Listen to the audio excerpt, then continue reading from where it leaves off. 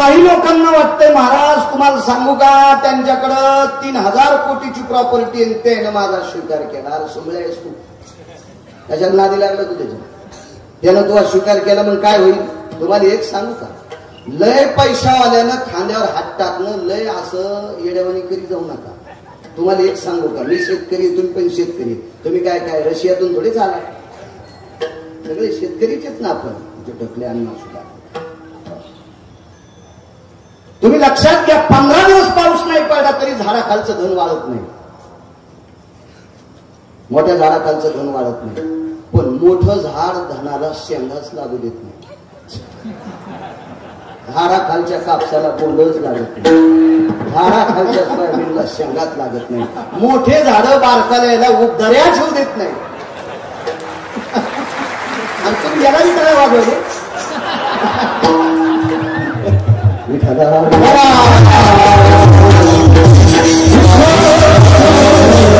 म्हणून एखाद्या मोठ्यानं तुमचा अंगीकार केला काही नवलाची गोष्ट. एका श्रीमंत माणसाची स्तुती करायला एक विद्वान व्यक्ती होता आपल्याला, विद्वान व्यक्ती. रात्रंदिवस त्या व्यक्तीची स्तुती करायचं, रात्रंदिवस स्तुती करायचं. परिस्थिती काय झाली सांगू तुम्हाला. त्या माणसानं इतके पैसे दिले, बसतात एवढी पैसे दिली. त्या काळात आज 6.5 किलो सोनं ऐकल्यावर किती पैसे येते आपल्याला काही त्याचा हिसाब कळत नाही. मी 7वी शिकलेला आहे आणि एवढ्या पैशाचं आपल्याला काय कळत आहे का नाही. आपल्याला काही एवढं त्याचं ज्ञान नाही तितक्या पैशाचं. पण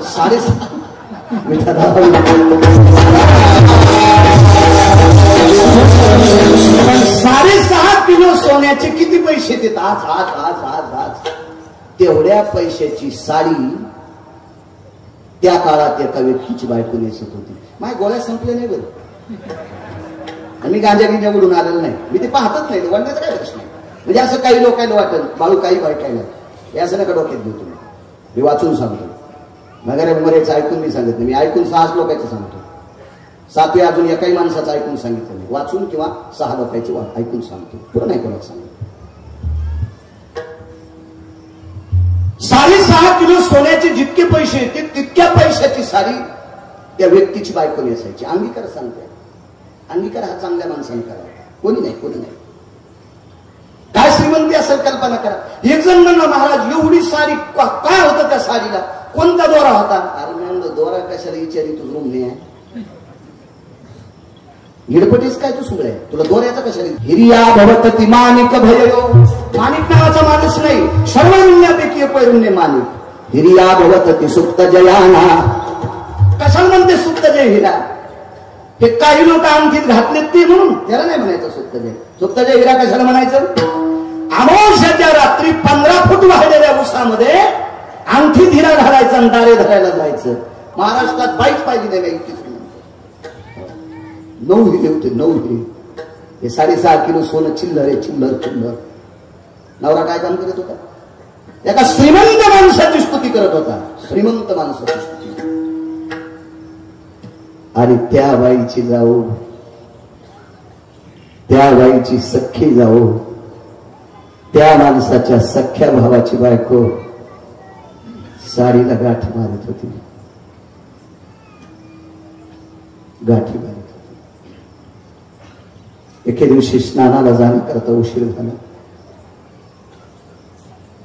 मालकाने सांगितलं लक्ष्मी आज उशीर केलास, का जात नाहीस. मालक आपण बाळ लहान आहे, त्याला सांगावं माझ्याकरता 3 गाडगे पाण्याची घेऊन ये, कारण मोठं गाडगं त्याला आणता येत नव्हतं, वय छोटं होतं. मला घरी समुद्राचे 3 मडके पाणी आण म्हणून मी घरी आंघोळ करते. का ग आज तुझे पाय दुखतेत का. मालक मी समुद्रावर रोज जाते पण अंधारात जाते, आज उजळले आणि माझ्या अंगावर जी साडी आहे ती मांडीवर फाटलेली, म्हणून मी भारतीय संस्कृतीतली स्त्री आहे. या भारतातल्या पुरुषांना माझं अंग दाखवू शकत नाही आणि मला पूर्ण शरीर झाकायपुरती साडी नाही, तिला गाठी मारून मारून ती पुन्हा फाटायली म्हणून मी उजेडात समुद्रात जाऊ शकत नाही, इतकी परिस्थिती नाजूक एका भावाची. आणि एका भावाला 6.5 किलो सोन्याची साडी नेसणारी बायको, एवढी श्रीमंती. परिणाम सांगतो, ज्याची बायको एवढ्या महागाईची साडी नेसत होती त्या बाईचा मालक एका श्रीमंताचा स्तुती पाठक होता. शास्त्रात त्याला भाट म्हणतात, भाट म्हणतात, भाट. हे कोणाच्या बैठकीत चहा पेनार उचले तितक्या पुरतं वर्णन करायचं, तिकडे गेले की त्याची पुन्हा ठोकायची. काय काय काय नसते खरे या लोकांचे. काय काय तुम्हाला सांगू का, शेंदूर लावणाऱ्याचा विश्वासच नाही. शनीचे घाव हाणणारी माणसं चांगले, कारण ते देव पण आणत असते दगडाला. आणि शेंदूर लावणारे हरामखोर उलट त्याला झाकीत असते.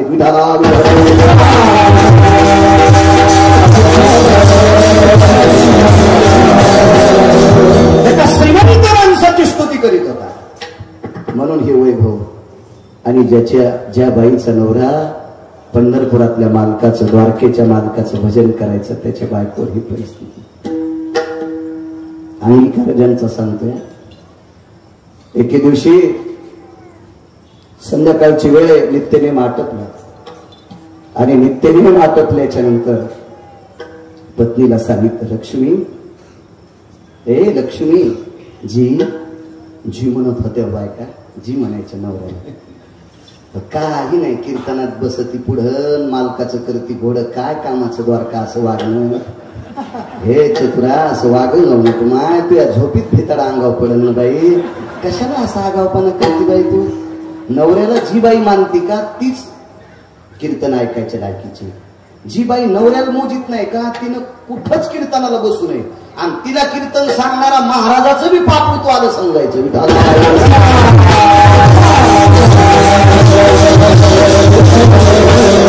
हे लक्ष्मी नाव दुसरं होतं. लक्ष्मी जी, काही उदरनिवारण, सुधा निवारण तार्थायाम. सुधा म्हणजे भूक. भूक भागवण्यासाठी काही आहे का आपल्याकडे? खाली मान घातली खिन्नपणाने, सांगितलं काहीच नाही. अंगीकाराजांचा सांगतोय, देवानं स्वीकार केला की काम किती मोठं होतं लक्षात घ्या. हे आयऱ्या गेऱ्याच्या नांगला गरज मोठ्याची कास धरा, काही नाही आपल्याकडे. लक्ष्मी माझं भागेल, तुझं भागेल. आपली बाळ, आपल्या बाळांची काय असतात. मला दुपारपासून मालक तीच चिंता आहे, आपली लेकरं काय खातील. या देशातली स्त्री फार श्रीमंत आहे, फार मोठी श्रीमंत, फार श्रीमंत. मी परवाला तुमच्याकडे जालन्यात सुद्धा हेच बोललो होतो. या देशातलं सर्वात मोठं जडवड रत्न आणि श्रीमंत रत्न काय असेल तर माझ्या भारत देशाची स्त्री आहे. माझ्या भारत देशाची स्त्री आहे, महाराष्ट्राच्या माती. तुम्ही ज्यांचं अभिष्ट चिंतन सोहळा करता ना, ते शिवाजी दादा सुद्धा एका तात्विक स्त्रीच्या पोटी त्यांनी जन्म घेतलाय. मग ज्या रत्नाचा तुम्ही अभिष्ट चिंतन सोहळा करता, अशा शिवाजी दादांना 9 महिने जिनं पोटात वागवलंय, ती माऊली किती अधिकारी असेल याचा कल्पना करा.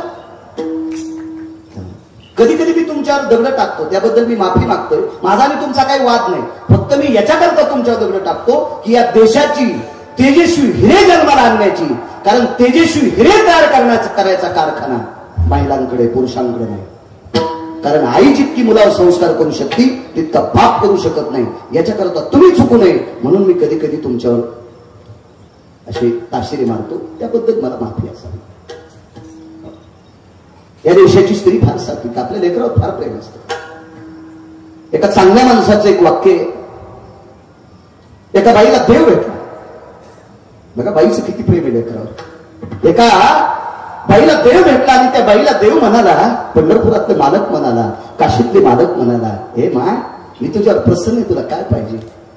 तिने सांगितलं, देवा तुम्ही माझ्यावर प्रसन्न आहात, मी मागितलं ते देता. हो. देव जरी मज कधी भेटला, देव जरी मज कधी भेटला. काय म्हणते म्हणून, मला जर कधी देव भेटला तर त्याला एकच म्हणेन, मम आयुष्य लाभो माझी या बाळा. देवा माझ्या आयुष्यातले काही दिवस माझ्या लेकराला देऊन टाक. इतकं प्रेम करणारी अत्यंत साधी भोळी सखोल विचाराची स्त्री या भारत देशात ती त्या भजन करणाऱ्याची पत्नी होती. मला दुकानपासून माझी चिंता आहे, मी बाळांना काय बोल काय आठवलं तुला? मालक यांनी सुखाने झोपावं याच्याकरता मला एक उपाय सुचलाय. तो उपाय सांगू का? पाषाण अंतकरणाच्या माणसाचं सुद्धा हृदय पाजरेल. मग ऐका सिद्धांत. त्या बाईनं एका गाडग्यात हात घातला. गाडगं मातीचं असते, त्याच्यात हात घातला आणि त्या मातीच्या गाडग्यातने मिठाचा खडा काढला. पूर्वीच्या काळात खडे मीठ होतं, आता लई वाटल्या घातलेलं नाना प्रकारच्या कंपन्यांची मीठ खालीत माणसं, म्हणून तर पसा गोळ्या खालीत. त्या मिठाच्या गाडग्यात हात घातला, त्याच्यातला एक खडा काढला. तो मिठाचा खडा पाण्यात बुडवला, पाण्यात, आणि लेकरांच्या ओठावर फिरवला. खारट मिठाचं पाणी चाटीत त्या बाईची लेकरं झोपली हो. आणि त्या पोरांचा काका, त्या पोरांची काकी 6.5 किलो सोन्याच्या किमतीची साडी नेसत होती. सख्खी काकी काका एका श्रीमंत माणसासोबत सुवर्णाच्या पात्रात जेवत होते. आणि या लेकरांना खाण्याची पंचायत. यांचे वडील द्वारकेच्या मालकाचं भजन करायचे आणि या पोरांचे काका एका श्रीमंत माणसाची स्तुती करायची. कालांतरानं तो श्रीमंत मेला.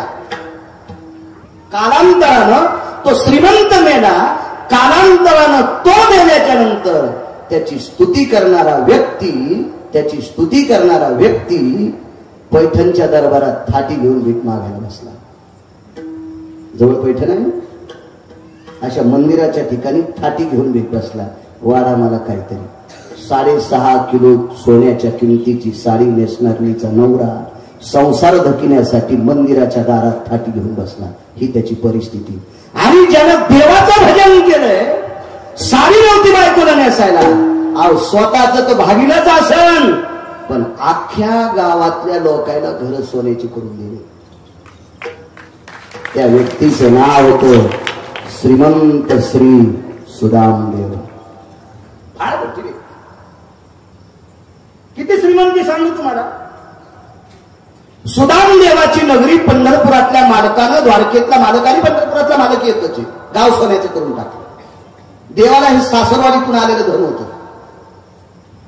तिकून जर आलं ना धन, तेव्हा नदी जर उलटी वाहिली ना, तर कधी कधी ती सप्त्यात खर्चली पाहिजे. सासरवाडीतून आलेलं धन कधी कधी सप्त्यात खर्चिलं पाहिजे.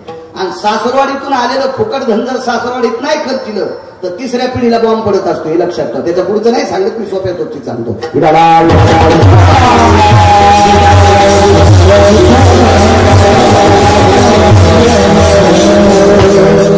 भगवंताला ह्या मनाविषयी मी पुढे सांगणार आहे पुढे. ते सासरवाडीतून आलेलं सोनं होतं. मग हे कसं करायचं? एका भजन करणाऱ्याचं गाव सोन्याचं करायचं. बाबा माझं मत आहे, जो भजने तंबाखू खात नाही, जो भजने बिडी ओढीत नाही, पकवाद्या असेल, गायक असेल, कीर्तनकार, रामायणकार, भागवतकार, तंबाखू खात नसेल, बिडी ओढीत नसेल, सिगरेट ओढीत नसेल, गांजा ओढीत नसेल, रंगारंगाचं पाणी पित नसेल, तर त्याला चांगली गाडी असली तर काऊन तुमच्या पोटात डबा देऊन ठेवतो? त्यानं भारीच्या गाडीत बसावं, पण त्याने पहिलं सांभाळावं. पहिलं सांभाळा. भजण्यात तंबाखू खात असेल, भजन करता करता घोंगडी खाली करता घालीत असेल, तर त्याला गाड ओपन भेटून बसायला.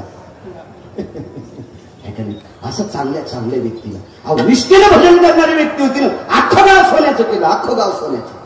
आणि 52 अर्बुज क्विंटल सोनं उरलं. किती क्विंटलाचा एक अर्बुज? शिक्षक किती आहेत चाटे सर इथं?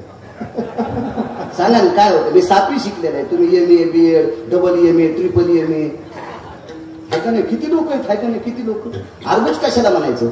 करवतीने करवती भयकती जायो, अर्बुज भयकती फणिया, शंखमकती शंख भयकती भाषा, विद्या भयाकती हिम्मत जायो, हरिहर भयकती सदयन, हरिहर भयकती सदयन,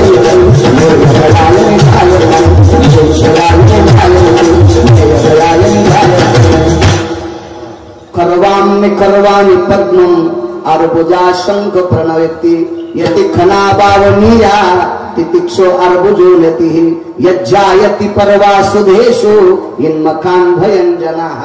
मला वाचायचा नादी म्हणून पाठ नाही तर मी कुठं शिकलो इतकं करून पाठ वाचाय. मी लोकांची इच्छित नाही, मला पुराण वाचायला लागते. 52 अर्बुज कुंडल सोनं उरलं. विश्वकर्मा महाराज नावाची एक महान अधिकारी देवता आहे आपल्या संस्कृतीमध्ये. त्या देवतेला कलेची देवता म्हणतात. विश्वकर्माची कृपा 19 लोकांवर झाली. त्याच्यात सगळ्यात मोठी कृपा, ज्याला तुम्ही इंजिनियर म्हणतात ना, सिव्हिल इंजिनियर, बांधकाम खात्याचा आर्किटेक्ट, त्याच्यावर विश्वकर्माची कृपा असते. हा, विश्वकर्मा 19 पैकी एक. बाकीचे. आणि दुसरं एक सांगू का, जे लाकडावर कोरीवर काम करते का, हे पांचाळ, यांच्यावर विश्वकर्माची कृपा. 19 पैकी 2 सांगितले. डॉक्टर साहेब सगळ्या गोळ्या एखाद्या घेतल्यावर रिॲक्शन येते ना, मग बाकीच्या 17 गोळ्या तुम्ही नंतर पाहता. हे का नाही, पुन्हा बाकीचे कोण येते ते. विश्वकर्मा कलेची देवता, ज्याला रावणाची लंका त्यांनीच बांधली होती. अशा विश्वकर्मा नावाच्या देवतेचा भगवंताला निरोप आला. अख्खं गाव सोन्याचं केलं. सुदाम देवाच्या नगरीतल्या म्हशी बांधायची खुंट सुद्धा सोन्याची, साखळ्या सुद्धा सोन्याच्या, गाईच्या साखळ्या सुद्धा सोन्याच्या. तर बायकाने कशाला उभे तिळ घेऊन फिरायचं आहे का. मसरायच्या गळ्यात साखळ्या सोन्याच्या. हे मी सांगतोय असं तुम्हाला वाटतंय का? नाही, चुकून बोलणार नाही. या बा वक्त्यानं मनचं बोलणं. गौमासं स्थितायां भक्षन्ति पापहा. वक्त्याने स्वतःच्या मनचं सांगणं म्हणजे गाईचं मांस खाल्लं इतकं पाप आहे. धेनु भयतति यति जीवाना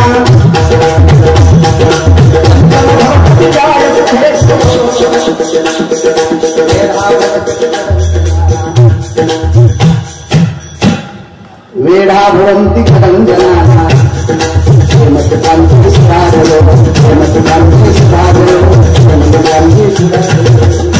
हा पुरावा जाबाजीचा आहे. जाबाजी नावाची महान संत होऊन गेले. त्यांनी सांगितलं हे म्हणजे स्वर्ण. त्याच्या गदाश्रेतम हेमती भवा पुत्रे भवती खंडाना. वच्छर भवती जायन्ति छावरी भवती जायन्ति समाधक सकल सुधा जायन्ति. हिऱ्यामाणिकाची कोंडण असणारी वासराच्या पाठीवर झालर होती. गाईचे शिंग सोन्याने बनवलेली होती. एवढी श्रीमंती. आणि 52 अर्बुज क्विंटल सोनं शिल्लक उरलं. काय करायचं? पंढरपुरातल्या मालकानं सांगितलं माझं भजन करणाऱ्याला दिले, वापस आणू नका, त्याचा मसनवाटा सोन्याचा करा. त्या व्यक्तीचा मसनवाटा सोन्याचा करा. अंगीकार त्यांचा केला ना. हो, कल्पना करा, रावणाला 7 कोटी घर सोन्याची, पण मसनवाटा मातुड्याचा. 2:15 वाजता रावण फुटला. बरोबर दुपारी 2:15 वाजता. हे रामायणात नाही पाहायचं, दुसऱ्या पुराणात बघायचं. मला काही तुरीच्या पाट्यात नाही सापडलं. विठाला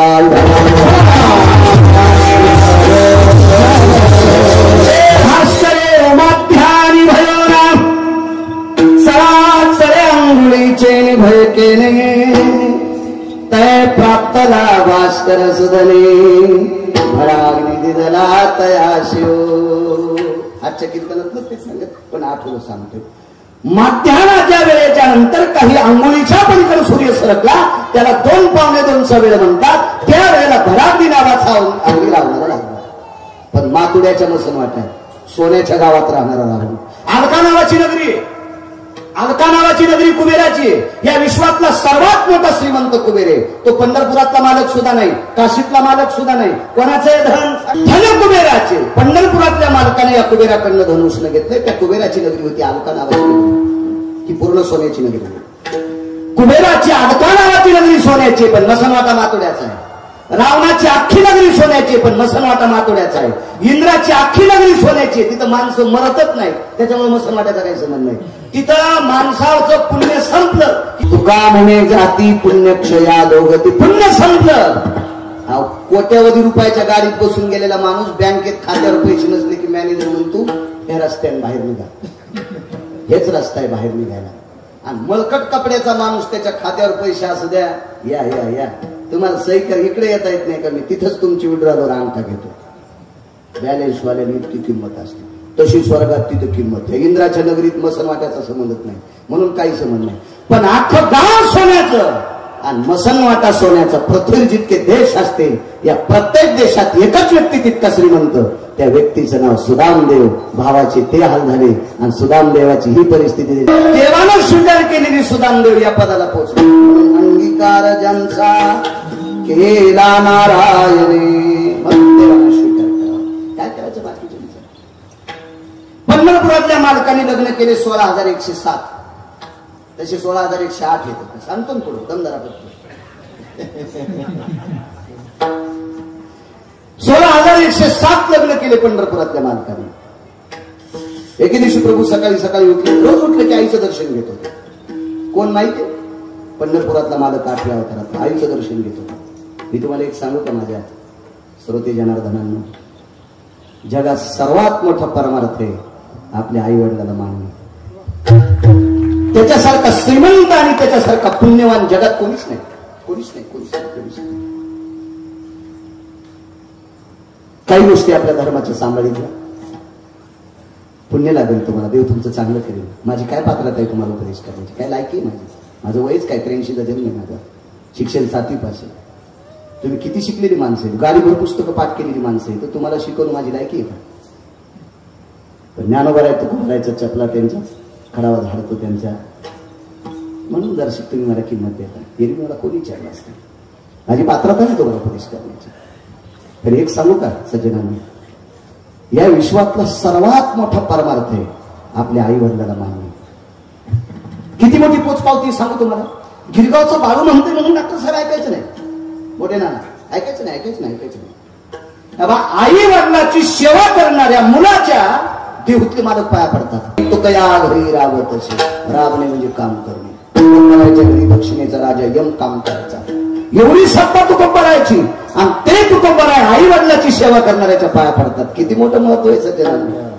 काही माणसं आई वडिलाला मानित नाही तर महाराजाई संग फिरत आहे. त्या महाराजाचं पापुत्व आलं हे हरामखोर लोकांनी घेऊन फिरत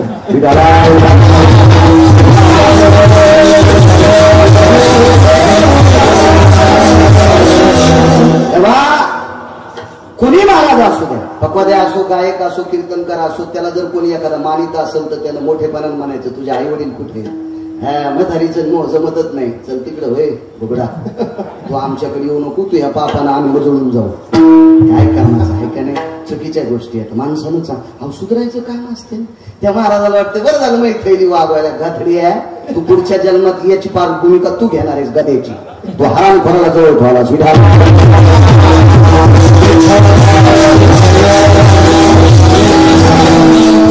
भाषा जर शिकले की तुम्हाला आणायचं तर आणजा, तुम्हाला 30 गाव पाठवलं 36 गाव. मी काय तुमचं माग लागले भाकरी पुरतं धुले. पोरं आता एकच पोरगे पोरगी तिथे जाईल कोणाच तरी घरी, आणि आमच्या पोरानं 4 वस्तूच्या भाकरी खाल्ल्याने एका रंगाचं पाणी मिळलं तर 2-4 पिढ्या त्याला संपत नाही.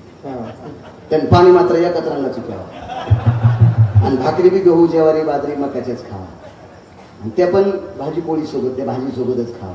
कशासोबत खाल्ल्याने कोणतं पाणी पिलं तर बाळू महाराजाच्या 13व्या रुपया होतो नाही काय. आमच्यावर घेतलेलं खसखस पिकती तुमची नाही का? तुम्हाला पोरं म्हणजे तुकाराम महाराजासारखे झाले का? अहो तुम्हाला राग येईल म्हणून माझ्यावर घेतले ना, समजून घ्या कोणाचं सांगायला होतं.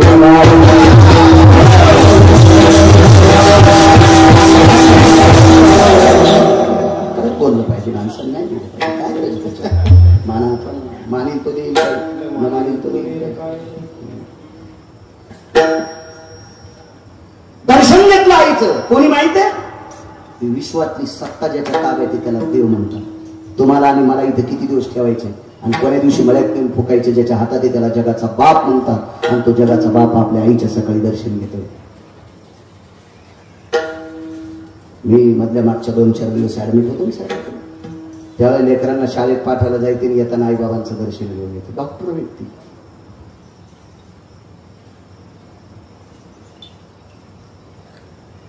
जो ज्ञानोबा आहे तुकोबारायचं भजन करतो, त्या प्रत्येक वारकऱ्याने सकाळी आपल्या आईबापाचं दर्शन घेतलं पाहिजे.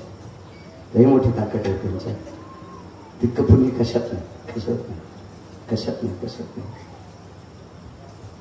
4 फेब्रुवारी 2019 हे दर्शक त्याचा अपघात झाला गाडीचा. साक्षीला गुरुजीत कथले सर निरोप कळाला माझ्या आईला सांभाळायला 2-3 माणसं होती. एवढी टाकती काय मागते. वाटत होतं माझं लेकरू अडकलंय, आता वाचतं का नाही त्याची ठासत नाही. जगातली कुठलीही शक्ती बरोबरी करू शकत नाही. म्हणून आई वडिलाचं दर्शन घेत जा, पाया पडतो तुमच्या, त्याच्यापेक्षा दुसरा फरमारतच नाही कुठली. काही करायची गरज नाही, काही गरज नाही. सगळ्यात मोठं पुण्य आई वडिलाचं दर्शन आहे. माझ्या विटेवरच्या मालकाने दर्शन घेतलं आणि 10 वाजता एकदा दर्शन घेतलं म्हणजे उशिरा. तर कौशल्या देवकी मातेने विचारलं, चुकून बोललो कौशल्य, माफी असेल. देवकी मातेने विचारलं, कन्हैया अरे पहाटे एकदा माझ्या पाया पडलास ना तू, आता कशाला पाया पडला? आई मला एकदा आशीर्वाद दे ग तू. अंगीकार ज्यांचा केला नारायण आहे. उदाहरण क्रमांक 2 सांगतो. कधी कधी कळव्याच्या बाजूला गेलो तर मला जागा रान जमवलं. आणि कीर्तन करायला कडेवर आलं पाहिजे. आणि कीर्तन करायला जर कड होगवसत नसेल तर मग जरा अवघडच असते. कड होगवसत पाहिजे. पुन्हा दर्शन कशा करता घेतलं? आई मला आशीर्वाद दे. कशाचा आशीर्वाद? ऐक ना आई, मी 16,107 लग्न केले ना, अजून एक करू दे. देवकी मातेने सांगितलं, कृष्णा बस झालं ना 16,107, कमी झालेत का बायका? अरे सध्या महाराष्ट्रात एक भेटल. लय बेजार लोक आहेत एकीसाठी. लय बेजार माणसं. अहो काहीचे बायडाट ते फोनचे हँग व्हायला लागले. ते बायडाट येऊ बघा ना आमच्या बब्याला, बघा ना आमच्या बब्याला. आणि तुम्ही लय फिरत आहात. मी का पुरी पाठ फिरत होता. कीर्तन करायलो, भागवत सांगतो, प्रवचन वगैरे. मी कशाला पोरी पाहू? नाही पण आमच्या पाहुणे कोणी असले कुठं तर त्याला सांगत आहे आमचा बबे.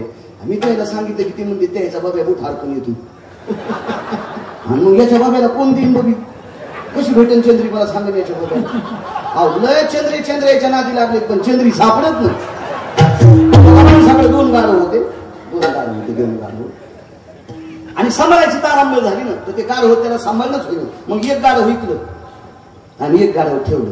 ते कुंभार दादा होते, त्यांचा धंदा होता मातीचे गाडगे, झाकण्या वगैरे, दिपाळीच्या पणत्या वगैरे असं करायचं. त्यांचा मातीचा व्यवसाय होता. कुलाल दादा होते, कुंभार दादा. त्यांनी एका गाढवाला एका व्यक्तीने विकलं. ती व्यक्ती होती डोंबऱ्याचा खेळ करणार. त्याचा बाजार वावराला ती गाढ होते विकत घेतलं. पण एका यात्रेत दोन्ही गाढव एका जागेवर आले. दोन्ही गाढव एका जागेवर आले म्हणजे हे पणत्या ऐकायला त्या बाजारात गेले आणि हे खेळ करायला तिथेच गेले. आणि गाढव कोणाला म्हणतात माहितीये का? काम करून घेऊन गाव खराला सोडते त्याला गाढव म्हणते. काम करून घेऊन संध्याकाळी चांगली वैरण पेन घाव घालते त्याला बैल म्हणते. दूध तिचं घेऊन तिला चारा देते तिला गाय म्हणते. पण काम करून घेऊन गाव खराला चरायला सोडते ते बी मोकळं नाही. पाय कुठे घालून मोकळं सोडलं होतं कुठं जाईल ना. गण असते. गाढवाला गाढव कोण म्हणतात माहितीये का? गाढव पौर्णिमेच्या दिवशी भितडाच्या आडंगी उभं राहते.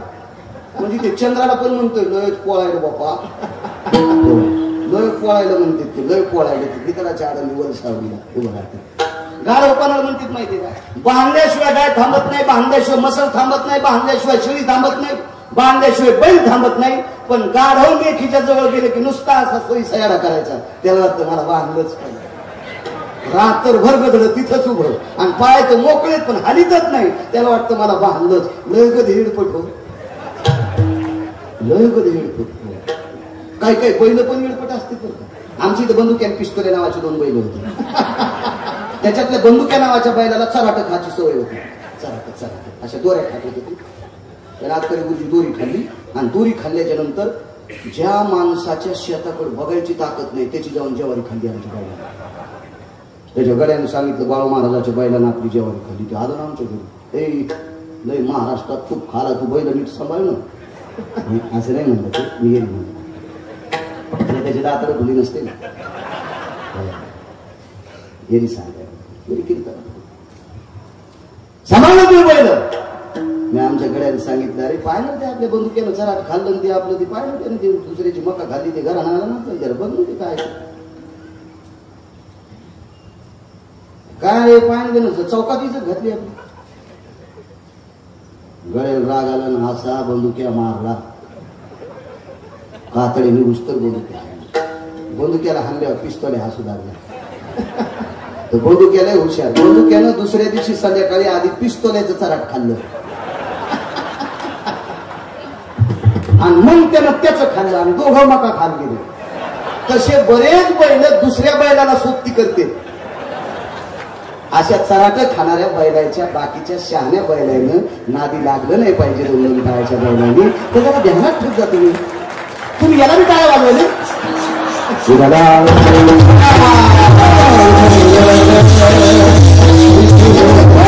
बाजारात भेटले हे चालू 2 गाढव बाजारात भेटले. पंढरपुरातल्या मालकाला 16,108 वगैरे करायचे बाजारात भेटले दोघं. ते दोघं मित्रच होते. अरे काय म्हणजे रावश्या गाढवाचं नाव रावश्या होतं. अरे काय म्हणजे रावश्या काय सुधारलेला होता ना वाळलाच रे तू. हो म्हणला भावश्या याचं नाव रावश्या. अरे आपण संघ होतो तेव्हा चिमटा घेतला तर घेत नाही. अरे ते मालक खाला देत होत ना हे काही देत नाही. जाय ना पळून कशाला राहतो अशा मिळाला एक मालकाची. तर ते म्हणला कवाच गेलो असतो पण आमच्या मालकाची पोरगी दोरीवर नाचत तिचं नाव आहे चंद्री आणि ती एके दिवशी दोरीवरून खाली पडली. आमचे मालक पोरीला म्हणले चंद्रे तू जर पुन्हा खाली पडली तर तो गाडवा संगत लगन लागली. मी वाट पाहलो चंद्री कवा खाली पडत. अरे गाढवा चंद्राला चंद्र भेटन तर गाढवाला कशी चंद्री भेटल रे. जरा हिशोबात राहाय. लय आशावादी गाढव काय असो. माझ्या मालकाची ती भूमिका तुमची. 16,107 लग्न अंगीकार ज्यांचा केला ना. 8वं लग्न करायचं ठरलं. आई साहेबांनी सांगितलं कन्या नको रे बाबा नको. काय करायचं लग्न तुला बस झालं नाही एवढ्या बायका. त्या काळात बायका करायचं नाही नाद होता. मी जे पुराण वाचतो त्या पुराणात 1 कोटी बायका एका व्यक्तीला. कोटी भार्या चित्रकेतू 18 शते गोपी चंदा 12 शते जनका 80 सहस्र लंकेशा 7 शते 3 दशरथा 4 2 करणारायची काय सांगायची कथा. 703 राजा दशरथाला 1800 बायका गोपीचंदाला 1200 बायका जनकाला 80,000 वाहनाला 1 कोटी चित्रकेतूला 16,108 पंढरपुरातल्या मालकाला असे लिमिटेड भरपूर. कश्यपाला 13 किती आदिती धनुकाष्टा विला ताम्रहा विश्व त्या 13 बायकांपासून. विश्व ब्रह्मांड पूर्ण ते 13 पासून. कश्यपाच्या 13 60 मुली होते एकाला 13 यांना दिले. त्याच्यातल्या 27 चंद्राला दिले. ते एडपट होतं ते चंद्र. हो संप्रदायातल्या माणसांना लय गोड वागलं पाहिजे. चंद्रानं संप्रदायाचा अपमान केला. संप्रदायातला चंद्रानं अपमान केला. कोणता चंद्र माहिती वरचा. आज त्याची पौर्णिमा आहे ना त्याच्या विरोधात नाही बोलायचं. आजच्या दिवशी जरा चांगलं वागत नाही. चंद्रामृत तृप्ते पारळे चकोरा ब्रह्मरासी चारा सुगंधाचा. पुराणाच्या मतानुसार आजच्या चंद्राचा प्रकाश दुग्ध पात्रात पडत असतो. येतो भयो दुग्धानां धेनुयाभयस्थितेनां अर्जवो चंद्रामृतानां व्याधी निरसन हितार्थायाम. आजच्या दिवशी चंद्र. पण चंद्राने कोणती चूक केली ती माहितीये. ज्या महाराजानं चंद्राला शिकवलं त्याच महाराजाची बायको घेऊन गेलता चंद्र. चूक काम केली चूक काम केली. त्याला 27 बायका होत्या. 27. त्याच्या ज्येष्ठ पत्नीचं जे नाव आहे तिला रोहिणी नक्षत्र म्हणतात. या नक्षत्रावर 8व्या अवतारातल्या मालकांचा जन्म झाला. 27 बायका असं करायचं. त्या चंद्रांच्या पत्नींची नावं मुलीची ठेवत जा. चांगलं होत जाईल देव तुमचं मस्त करत जाईल. चांगली नावं ठेवत जा. आपल्या संस्कृतीला सोबतील फसतील चुकीला अशी नावं ठेवली पाहिजे. काही नावं नाही ठेवायची. असो हे नको करू ना दुसरं लग्न. ऐक ना मी 16,107 पत्न्या केल्या. एका तरी बायकोची चप्पल तुटलेली आहे का? एकीची तरी दागिने खताडाला सोनाराची दुखलेत का? एकीच तरी का राहणं माझ्या सासरवाडीत तिच्या माहेरात जाते का मला नवऱ्याला त्रास दिला म्हणून? मी किती चांगलं सांभाळतो का 16,107 बायकांना. एका तिळा इतकं दुःख देत नाही आई. मी एका तिळा इतकं दुःख देत नाही. मग एक करू दिलं. कोण्याही बाईचा नाद असतो सून जरा पैशावाली यावा. का बाई सून पैशावाली येण्यापेक्षा गुणवान यावा असा विचार केला पाहिजे.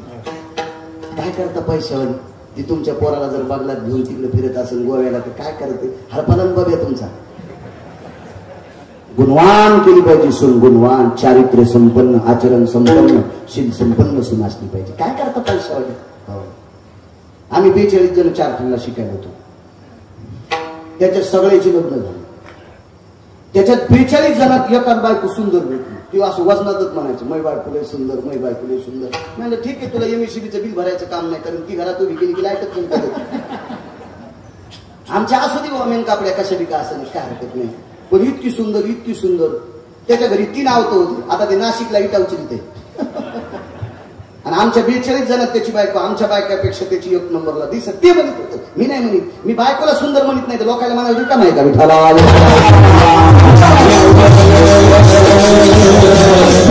म्हणायचं. या महाराष्ट्राच्या मातीमध्ये पुराण क्षेत्रामध्ये 222 स्त्रिया सुंदर होत्या. इतिहासामध्ये 6 स्त्रिया सुंदर होत्या.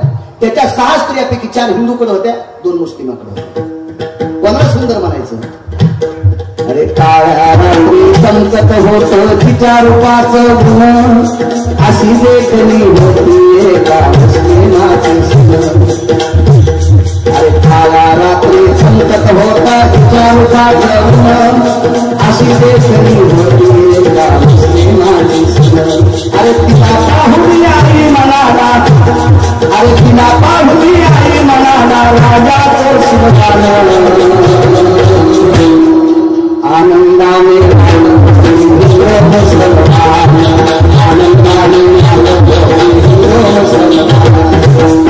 रयतेचा राजा छत्रपती शिवाजी महाराज, कल्याणच्या सुभेदाराची सून मुस्लिमाची कन्या, त्या मुसलमानाची सुंदर स्त्री.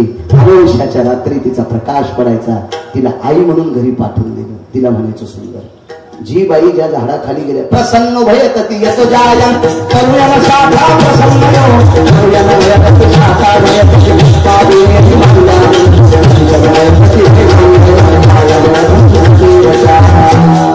जिच्या गायेच्या सुगंधाने झाडाची फांद्या बरोबर शाखा प्रसन्न होती, फांद्या प्रसन्न होत्या, तिला सुंदर म्हणतात. आपल्या कापसात गेल्या मुलं गळत तुम्हाला नाही, आमच्या तिकडे गेल्या विकडच्या फुकायच्या, दुसरे आणू तरी कुठून नाही. म्हणून असं उगं म्हणत जाऊ नका मी सुंदर मी सुंदर मी सुंदर, असं काही नाही. सुंदरपणा कोण्या बाईला वाटतंय सुन सुंदर असावा आणि पैशावाली असावा, जिचं गथुडं जड ती पाहुणी बोल. रिकाम्याला कोणी चलतीचं नाव गाडी, बस्तीचं नाव गाडी भांगाल.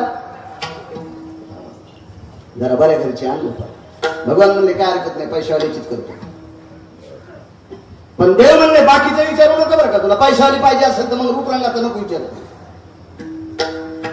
गेले प्रभू एका व्यक्तीकडे, त्या व्यक्तीला प्रणाम केला. कोणी पंढरपुरातल्या मार्गाने अंगीकार ज्यांचा केला नारायण सांगतो, देवाने स्वीकार केला की काम सांगतो. सदामदेवाची परिस्थिती पाहिजे तुम्ही बघा पुढचं चरित्र.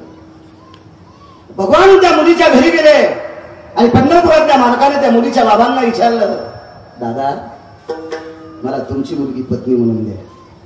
आता ती परिस्थिती आली बरं पोरायच्या बापाला, पोरायच्या बापावर ती परिस्थिती आली. कृपा करा तुमची बबी आमच्या बब्याला द्या.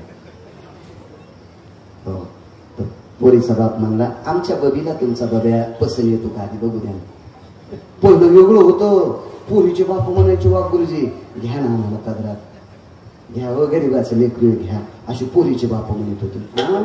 नवसारले आता पोरीचे बाप. काळ बदलत असतो 35 वर्षाला, दर 35 वर्षाला काळ बदलत असतो. प्रत्येक सत्रात काळ बदलत असतो. 69 वर्षापूर्वी काळ होता शेतीचा, शेतकऱ्याचा. आता काळ आहे मजुराचा. अजून फक्त 6 वर्ष दम झाला. 6 वर्षापर्यंत मजूर तुम्हाला ह्या बोटाव त्या बोटाव धोका करेल. फक्त 6 वर्ष.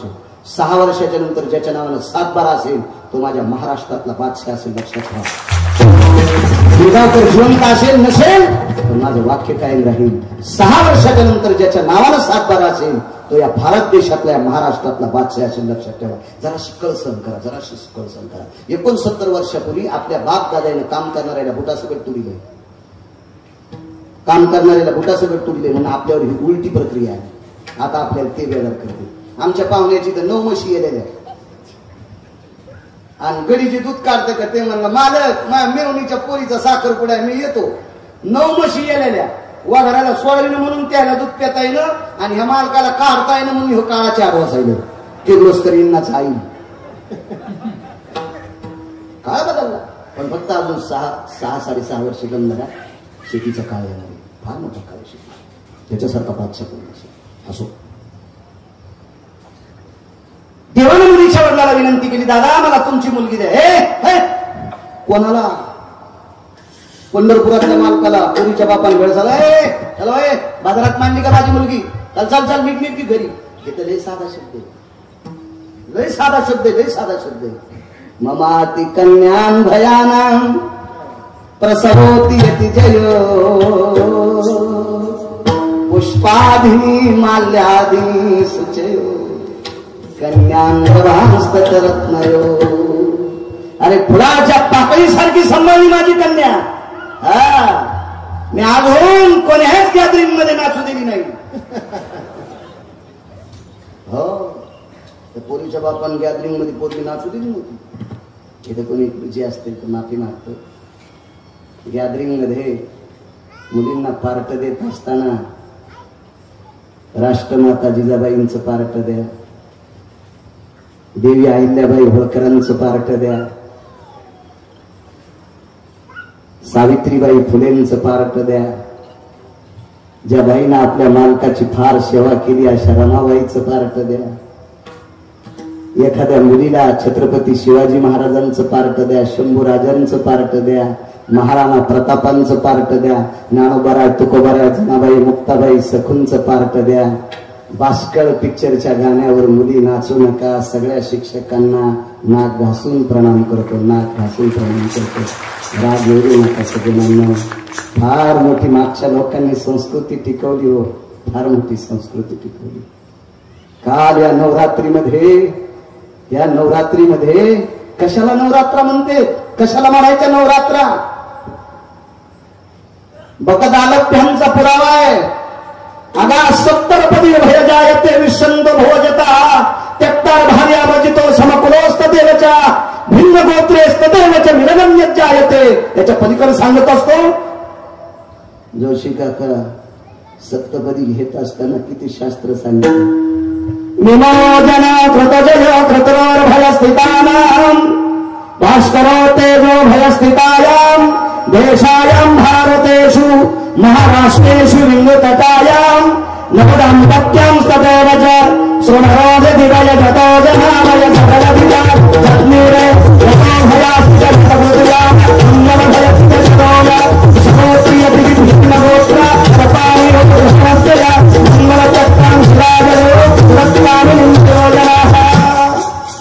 जिच्या सोबत अग्नीच्या साक्षीने 7 फेरे मारले. सोयरे धायरे इष्टमित्र सजन सख्यांनी अक्षदा टाकल्या. अंतरपट सुटलाय.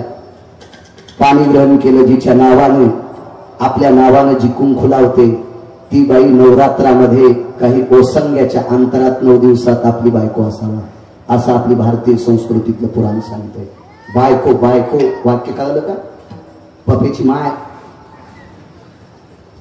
सहिष्ण भेदानां जायते समश्वास्ति त्यागेषु. नवरात्रात आपली स्वतःची बायको पुरुषाच्या दूर असावा.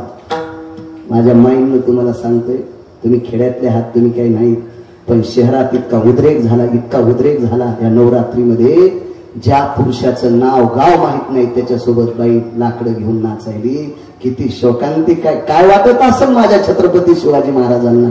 काय वाटत असेल? अहो, ज्या राज्यात बाई एखादा नालायक माणूस नाचत होता त्या व्यक्तीचा चवण करायचे छत्रपती शिवाजी महाराज. एक बाई म्हणली, महाराज मी पोटासाठी नाचते, अख्ख्या जीवनाचा संसार तिच्या घरी नेऊन टाकला, पण नाचू नकोस ग. या भारत देशातल्या तरुणांचं अंतकरण तू पाकळू नकोस. असा सांगणारा रयतेचा राजा, त्या राजाच्या नगरीत बाई कोणाच्या सोबत नाचते? का करता असं? माझी मुलगी आता 7वीत आहे. माझ्या जीवनातला घडलेला प्रश्न सांगतो. मुलगी 4थीला असताना नागरे सर तिने सांगितलं, बाबा सरांनी हा ड्रेसचं नाव लिहून दिले, तो गुलाबी कलर ड्रेस होता, हा घेऊन या. मी म्हणलं, बाई आपल्याला पैशाची काही अडचण नाही ग, लोक आपल्याला फार देते, मी तुला चांदीची झालर असलेला ड्रेस आणतो, पण कसं करता हा ड्रेस? गॅदरिंग मध्ये आमकामक गाणं, त्या गाण्यावर मला नाचायचं. मी 4थीच्या मुलीला सांगितलं, बाई महाराष्ट्रात 3716 गाव फिरलोय मी. ज्ञानोबराय तुकोबाच्या कृपेने तितक्या गावातले लोणी तूप खाऊन आलो. लोक माझ्या पाया पडते, तुझ्या बाबाच्या पाया पडते, तू या गाण्यावर नाचू नये बाई, नाचू नये. 4थीची मुलगी होती माझी. दुसऱ्या दिवशी गुरुजींनी दटवलं, का ग तुझ्या बाबाकडे इतके पैसे आहेत आणि का नाही ड्रेस आणला तुला? ते म्हणजे आमचे बाबा या गाण्यावर नाचायला नको म्हणते. दे तुझ्या बाबाचा नंबर सांग. सांगितलं मला गुरुजी बोलले, का हो म्हणे महाराज का? मी म्हणलं गुरुजी माफ करा, माफ करा. मी ज्ञानोबराय तुकोबरायचं भजन करणारा व्यक्ती, कृपया तुम्हाला विनंती, माझ्या मुलीला या खेळातून बाजूला काढा आणि तुम्हाला पसंत नसेल तर आजच्याच तिची टीशी देऊन टाका, पण मी त्या गाण्यावर गॅदरिंगवर माझी मुलगी नाचू देणार नाही. हे तुम्ही बसलेल्या सगळ्या सज्जनांना ध्यानात धरा. काळ फार बदललाय राजांनो, फार बदललाय, काळ फार बदललाय.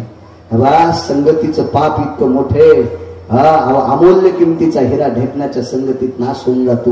अहो आयुष्यभर ज्यानं परमार्थ केलाय, वासनेच्या संगे जन्म घ्यावे लागे, संगतीचं फार मोठं पाप होतं. हो फार मोठे. म्हणून कधी कधी कधी कधी वावरत जा. माझ्या महिलांना सांगतो, तुम्हाला नाचायचं ना, नाचायचं ना, तुम्हाला छाती ठोकून सांगतो, गावातल्या एका मंदिरावर तुम्ही कब्जा करायचा. जेवढे मंदिर असतील त्याच्या एका मंदिरावर तुम्ही कब्जा करायचा. फक्त दर्शनाकरताच माणसं त्या मंदिरात आले पाहिजे. गावातल्या प्रतिष्ठित माणसाकडून एक सभामंडप बांधून घ्या आणि त्या सभामंडपात नाचून हरिपाठ करी जा, नाचून त्याचं भजन करी जा.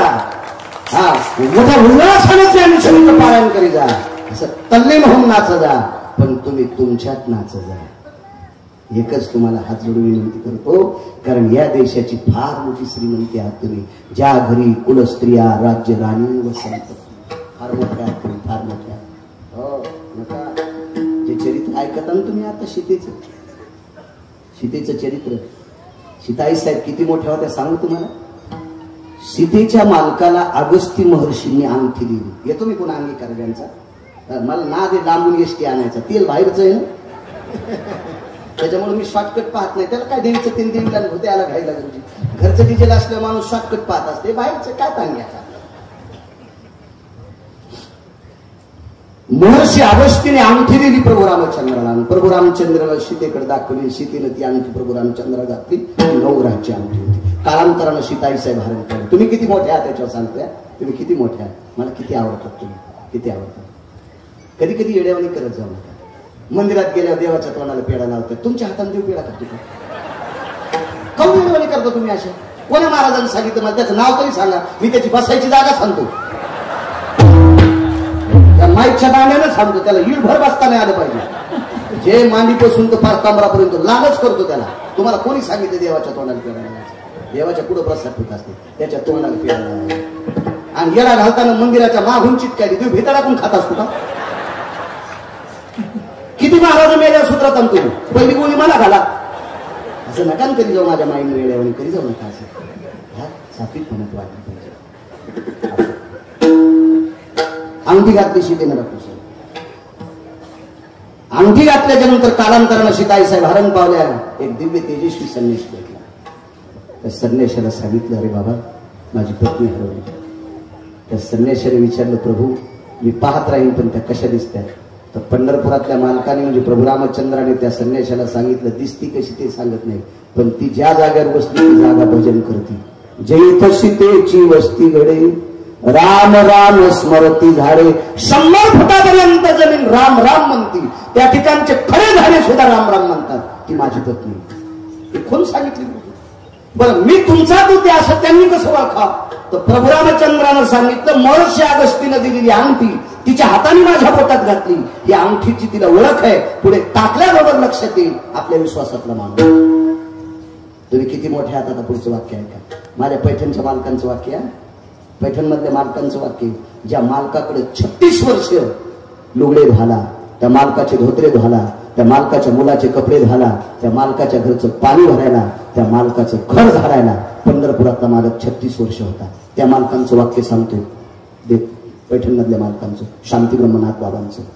सीतेच्या पुढे मारुतीरायाने अंगठी घातल्याबरोबर आपल्या मालकाचा स्पर्श झालेली अंगठी, अंगठी नसून त्या अंगठीत सोनं नाही पाहिलं, त्या अंगठीत प्रभू रामचंद्र पाहिले.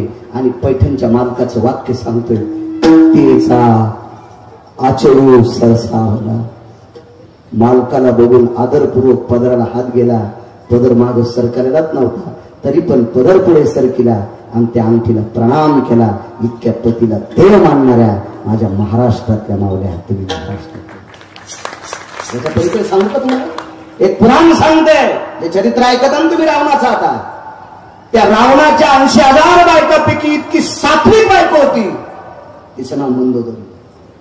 तशा सगळ्यात सुंदर होत्या विशेष. 80 सहस्र सुंदराता माझी मुख्य राणी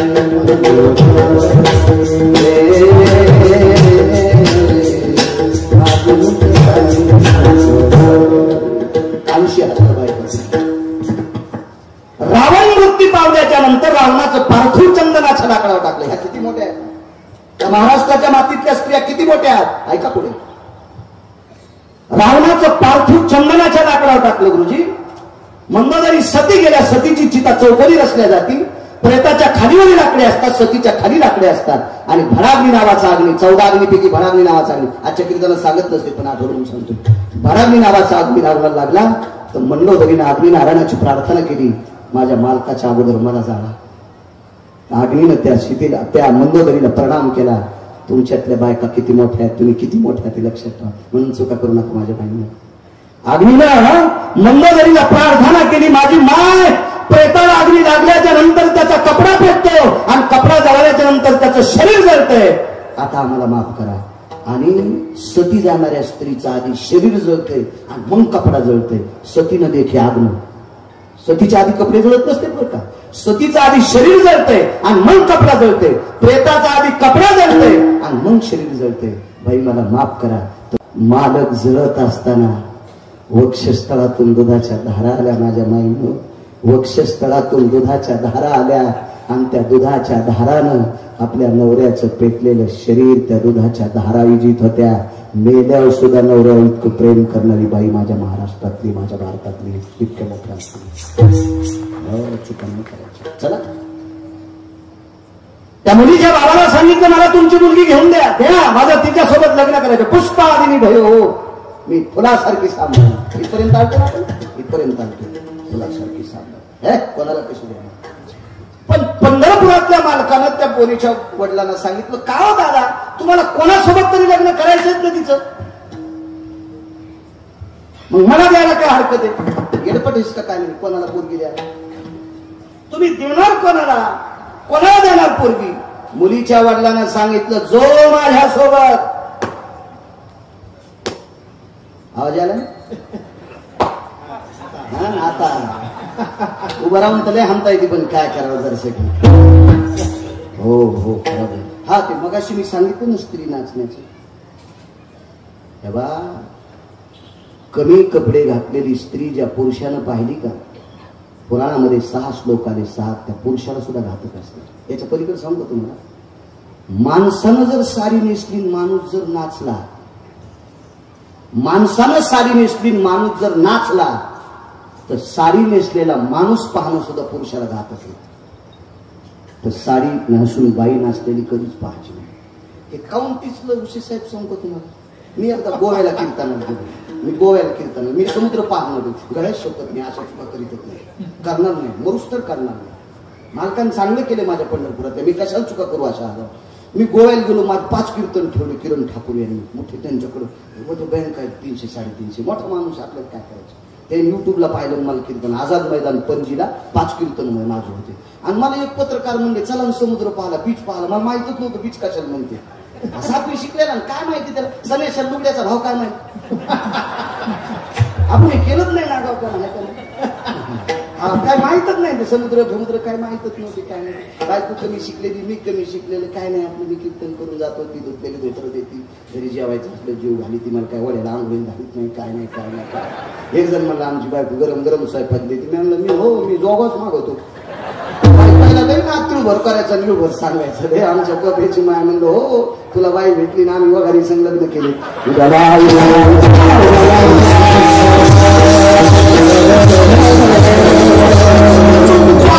आम्ही पाहायला गेलो तर तुझे कमी कपड्याच्या बाया दिसले.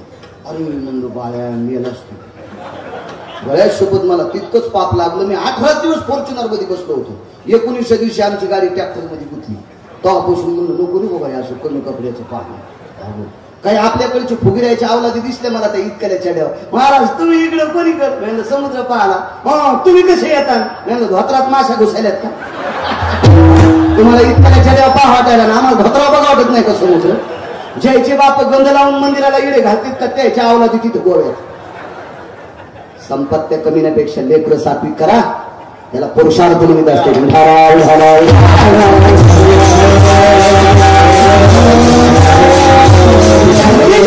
सांगितलं मुलगी त्याला देऊन जो पट्ट्यासोबत कुस्ती खेळण.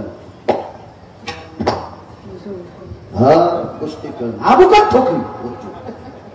आता ते काही इथला कुठला पहिलवान होता का काजू खाणार बदाम खाणार ते असं काय असं थोडंच पहिलवान. पंढरपुरातला मालक आहे. बाजूला गेले पंचा काढून टाकला कमरेचा सगळा शब्द काढून टाकलं आणि खांद्यावर एक उपरण होतं त्याचे 2 तुकडे केले. एक मस्त भगव्या रंगाचं उपरण त्या तुकड्याची लंगोटी केली आणि पोरीच्या बापाला सांगितलं चल अशी उड्यान थाप हाणत असते थाप. त्या पोरीची आई म्हणजे आव त्याच्या गोळ्या संपल्या असत्या. तुमच्यासोबत कुस्ती खेळणारा कोणीच नाही या जगामध्ये. आणि इतकुसे पोरग खेळायले त्याला कळत नसेल नका हो त्याची माय रडत बसल तुम्ही त्याच्या सणकाड्या मोरड्यावर फासोड्या मोडता. ते मालक वापस पण हे म्हणलं काय फिरायला चल. ते बाळकुला म्हणलं तुम्हाला नको म्हणाली ते पाहणं नाकात काड्या घालायला बाया पावडीन त्याची सोय येण्याच्या नाही नादी लागली पाहिजे. तुम्ही इडे कशा लोक तुम्ही त्याच्या नादी लागल्या. तुम्हाला एक सांगतो ही गोष्ट द्या सोडून पण शक्यतो हत्तीनं गाड व्हायच्या नादी नाही लागली. आमच्या गावात एका माणसाकडे गाड होत आणि चुकून एका माणसाची पिशवी तिथं विसरली बाजाराची त्याच्यात 4 किलो साखर आणि ते गाढव साखर खाऊ लागलो. गावाला कोण साखर देतो साखर खाऊ लागलो आणि तिकडून हत्ती आला. काय खाला रे काय खातो काय काय ते मला साखर खातो. गाढव साखर हत्तीनं जवळून पाहिलं म्हणजे हो कोणाच तरी पिशवी पडली गेली. हत्ती निघलं पण गाढव म्हणलं ए हत्ती दादा साखर कवा खाल्ली का ते म्हणलं राहू दे येतो मी. आता त्या हत्तीच्या पाठी राजा बसत होता आणि त्याला साखर माहित नाही पण लय गाढव येडगळ हो. गाढवाच्या नादी लागायचं नव्हतं. आपल्याकडे गाढवांची संख्या जास्त वाढली. ते गाढव हत्तीला म्हणलं साखर खाल्लीस तर मग कशी लागती. हत्ती म्हणला गोड लागती. हे याच्यामुळे तू येडपटीस नाही. साखर तिखट लागती. साखर तिखट असती. कोण म्हणाले गाढव. हत्तीनं गपचीप बसावा ना. हत्ती म्हणला नालायकच तू. अरे साखर गोड असतील तिखट म्हणतो.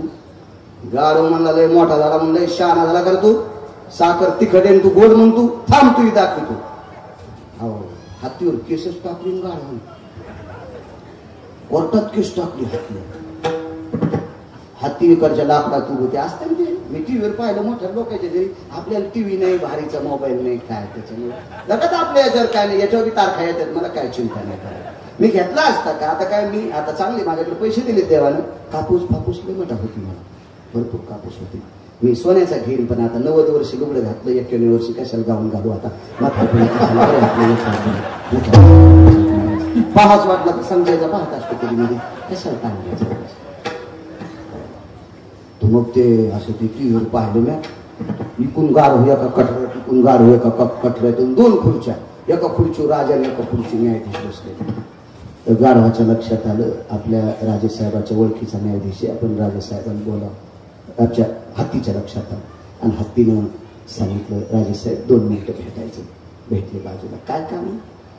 काही नाही राजेसाहेब आमचं आणि गाढवाचं भांडण एका गोष्टीचं ते साखर खाऊ लागलं आणि ते मला म्हणलं साखरेची चौकशी. मी म्हणलं गोड आणि ते म्हणतो तिखट. मग साखरेची चौकशी राजेसाहेब म्हणजे गोड आहे. मग निकाल कोणाकोण म्हणजे निकालाची चित्र चुलीत जाईन पण तुला 3 दिवस उलट टांगायचे. राजा हत्तीला म्हणला तुला 3 दिवस उलट टांगायचं. हत्ती म्हणला राजेसाहेब मी खरं बोललो ना. खऱ्या खोट्याचा संबंधच नाही. तुला याच्याकरता उलट टांगायचं तू गाढवाच्या काऊन नादी लागला. म्हणून हत्तीच्या वैभवासारखी माणसं आहेत राजू तुम्ही. अहो हत्तीच्या वैभवाला राजवीर इतका मोठा परमार्थ आहे आपला. आपण ज्ञानोबाराय तुकोबारायचे पायी घेत गाढ व्हायला बोकांडीवर घेऊ नका.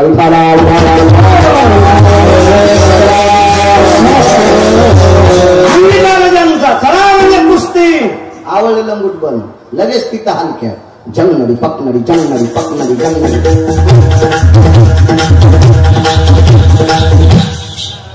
नाही पकवत वाजला पण पकवादानं अंगात कसं येईल त्याला हलकीत लागेल नाही पकवादात अंगात येतो पण कुठं कीर्तनात हा काय हलक्या वाजू लागले अहो काल परवा नवरात्रातले हलक्या वाजले काय कायचे इतकाले केस इतकालेच झाले झटकू झटकू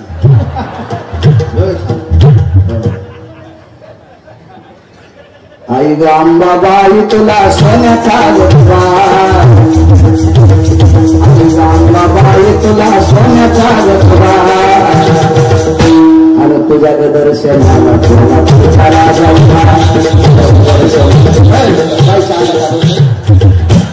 बाईच्या अंगात आलं आणि तुम्ही कीर्तनात असून बाया पाहिले माग तुम्ही काय राजे हो कसं म्हणे याच तुम्हाला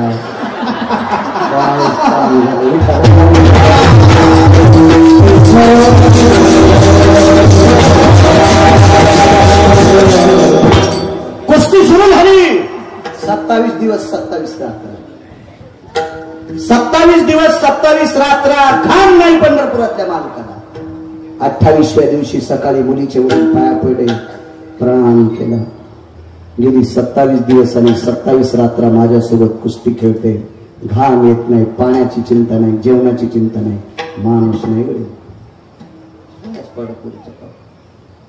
आणि पत्नीला सांगितलं लक्ष्मी आण मुलीला लगेच मुलीला बोलून घेतलं लगेच अंतरपट तिथे 4 महात्मे होते मंगलाष्टक करायला संन्यासी बाबा 4 महात्मे होते मंगलाष्टक म्हणायला काय मंगलाष्टक वा निधियाना निधि जास्वनिला भयजनो वृष्णिरोना ब्रह्म सावित्र्यानय पुनितो गिरिजा शिवा स्वयजो रमा विष्णुवेन प्रभजनो शचियां पुरंदर सकल रजोजति नित्य धराभय जायन्ते सिद्धिर्विनायको भया यक्षपति भय जायन्ते निरपति भयपति आपां प्रतियां सरपति भय जायन्ते मस्ताश्र मंगलाष्टक तदेव लग्नं सुग्नं तदेव तारापतं चन्द्रपतं तदेव विद्यापतं दैवपतं तदेव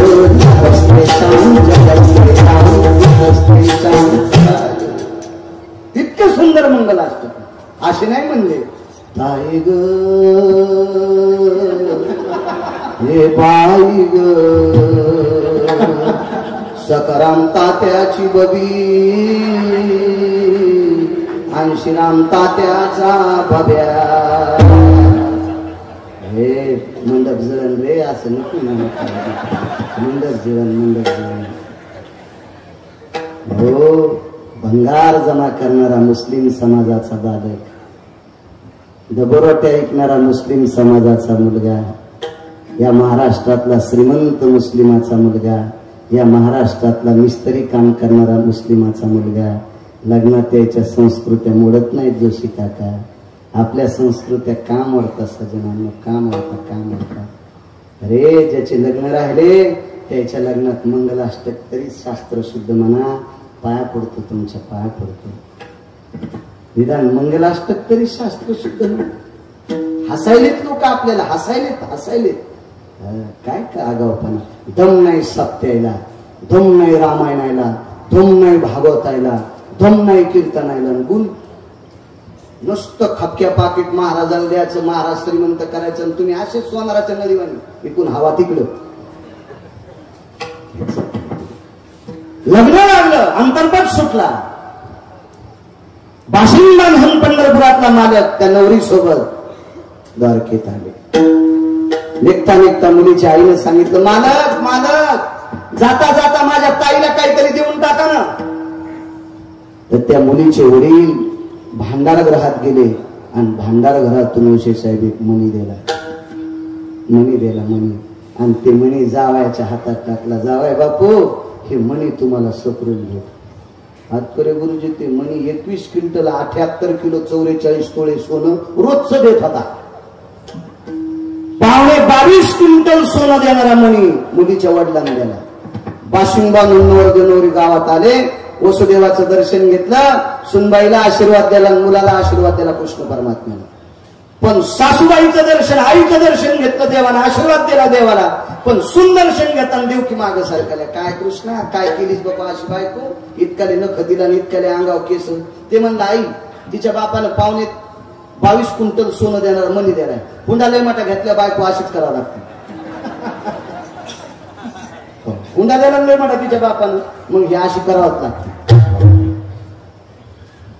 ती आश्वदी नव्हती, तिचं नाव होतं जामवंती. देवानं सांगितलं आई ही कोण आहे तुला माहित आहे? हिच्या बाबाचं नाव जामवंत आहे. भगवान प्रभू रामचंद्राचा वरद हस्त पात्र असलेला जामवंत आहे, त्याची कन्या आहे आश्वदी. काळजी करू नकोस.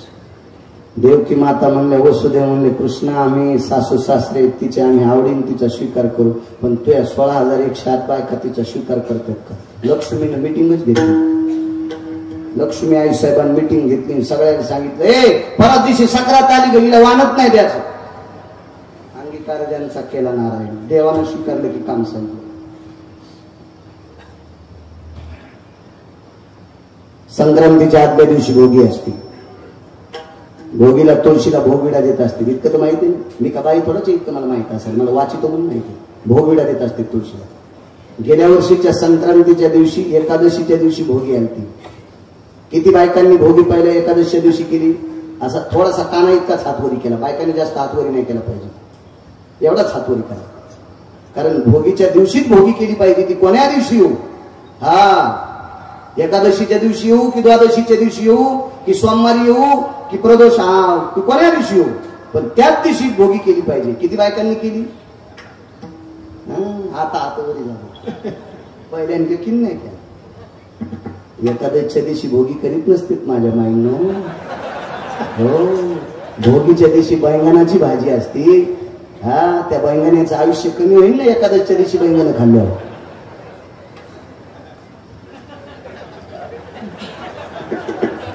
तुला कळून काय फायदा इकडं काय तू वाजव पकवात अजून 5-6 वर्ष थांब जरासा कासा.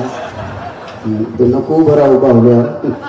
आम्हाला माहिती किती सगळं अंग तुटलंय, तर समजे असं गेलंय सोपं वाजवी. नागिनीचं पान इतकं पवित्र आहे. तेवढ्या कलशाला वापरते, तोरणाला वापरते, पण एकादशीच्या दिवशी नागिनीचं पान अपवित्र आहे. तांब्याचं पात्र किती पवित्र आहे. देवाला स्नान घालायला देवा कशाचं पात्र? तांब्याचं. गाईचं गोमूत्र किती पवित्र आहे, पण गाईचं गोमूत्र आणि तांब्याचं पात्र एकत्रित आले की अशुद्ध. विड्याचं पान इतकं पवित्र आहे, त्या विड्याच्या पानावर तांदूळ ठेवायचे आणि त्याच्यावर सुपारी महाराज मांडायची.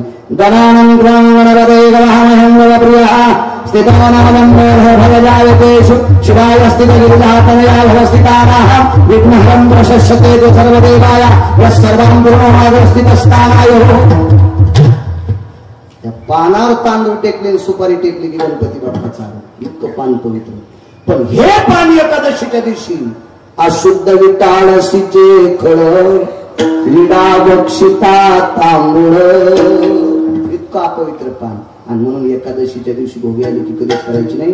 कोण्या दिवशी रविवार असेल त्या दिवशी संक्रांत करत जा. तुम्हाला गिरगाव करायची विनंती. मी माझ्या मनानं सांगत नाही, मी वाचून सांगतो. पाहुणी ग्रंथ करावे कीर्तन किंवा तुका म्हणे नाही विश्वास ज्या म्हणी पाहावे पुराणे विचारून. पुराणाची ताकद आहे. तुळस भोगविडा घेत नव्हती. एकही तुळशीचा गुंठा भोगविडा घेत नाही म्हणून पंढरपुरातल्या मालकिनीने निरोप केला साहेब 2-3 बायकांना. त्याच्यापैकी एक द्रोणाचार्यांची धर्मपत्नी, तिचं नाव होतं कुपी. त्या कुपी मातेला विनंती केली. सांदीपणींच्या धर्मपत्नी आल्या, अजून 4 साधूंच्या पत्नी आल्या आणि त्यांना सांगितलं आमची तुळस भोगविडा घेत नाही. तर महर्षी सांदीपणींच्या धर्मपत्नीने आणि द्रोणाचार्यांच्या कुपी नावाच्या पत्नीने अश्वत्थाम्याच्या आईनं त्या लक्ष्मी मातेला सांगितलं, लक्ष्मी देवानं जिचा स्वीकार केलाय तिचा तुम्ही अनादर केलाय. देवानं जिचा स्वीकार केलाय तिचा तुम्ही अनादर केलाय. जोपर्यंत तुम्ही भोगविडा जामवंतीला देत नाही तोपर्यंत तुळस विडा घेत नाही, आणि तुळस विडा जोपर्यंत घेत नाही तोपर्यंत तुमच्या मालकाची संक्रांत होत नाही. विटेवरच्या मालकिनीला अगोदर जामवंतीला भोगविडा द्यावा लागला. दृष्टांत संपला. श्रीमद भागवतामध्ये 44 श्लोक आले. 4 ब्रह्मवेत्त, त्यापैकी एका ब्रह्मवेत्ता शुकाचार्याने त्या 44 श्लोकाचं वर्णन केले, ते फक्त जामवंतीसाठी. दृष्टांत संपला. इथीत नख आणि इथीत अंगावर केस असलेली जामवंती, त्याला काय महाराष्ट्रात भारतात स्त्रिया नव्हत्या का? त्यानं तिचा स्वीकार केला. पुराणातल्या प्रत्येक व्यक्तीनं निंदा करणारी लोक जामवंतीचं नाव आलं की भागवंतात फुलं उधळल्या जातात. रामदेवाचा स्वीकार जगाच्या मालकाने केला, अख्खं गाव सोन्याचं. जामवंतीचा स्वीकार जगाच्या मालकाने केला, विटेवरच्या मालकिनीच्या बरोबरीची पात्रता. 14 मिनिटं शिल्लक आहेत, तेवढ्या वेळात सांगतो पूर्णविराम. बैल किती महागाईची घेतली पाहिजे, पण आपला बांध आला की आखडी पाहिजे. आपल्या रानात आऊत आणायचं, शेजाऱ्याच्या रानात कशाला आणायचं?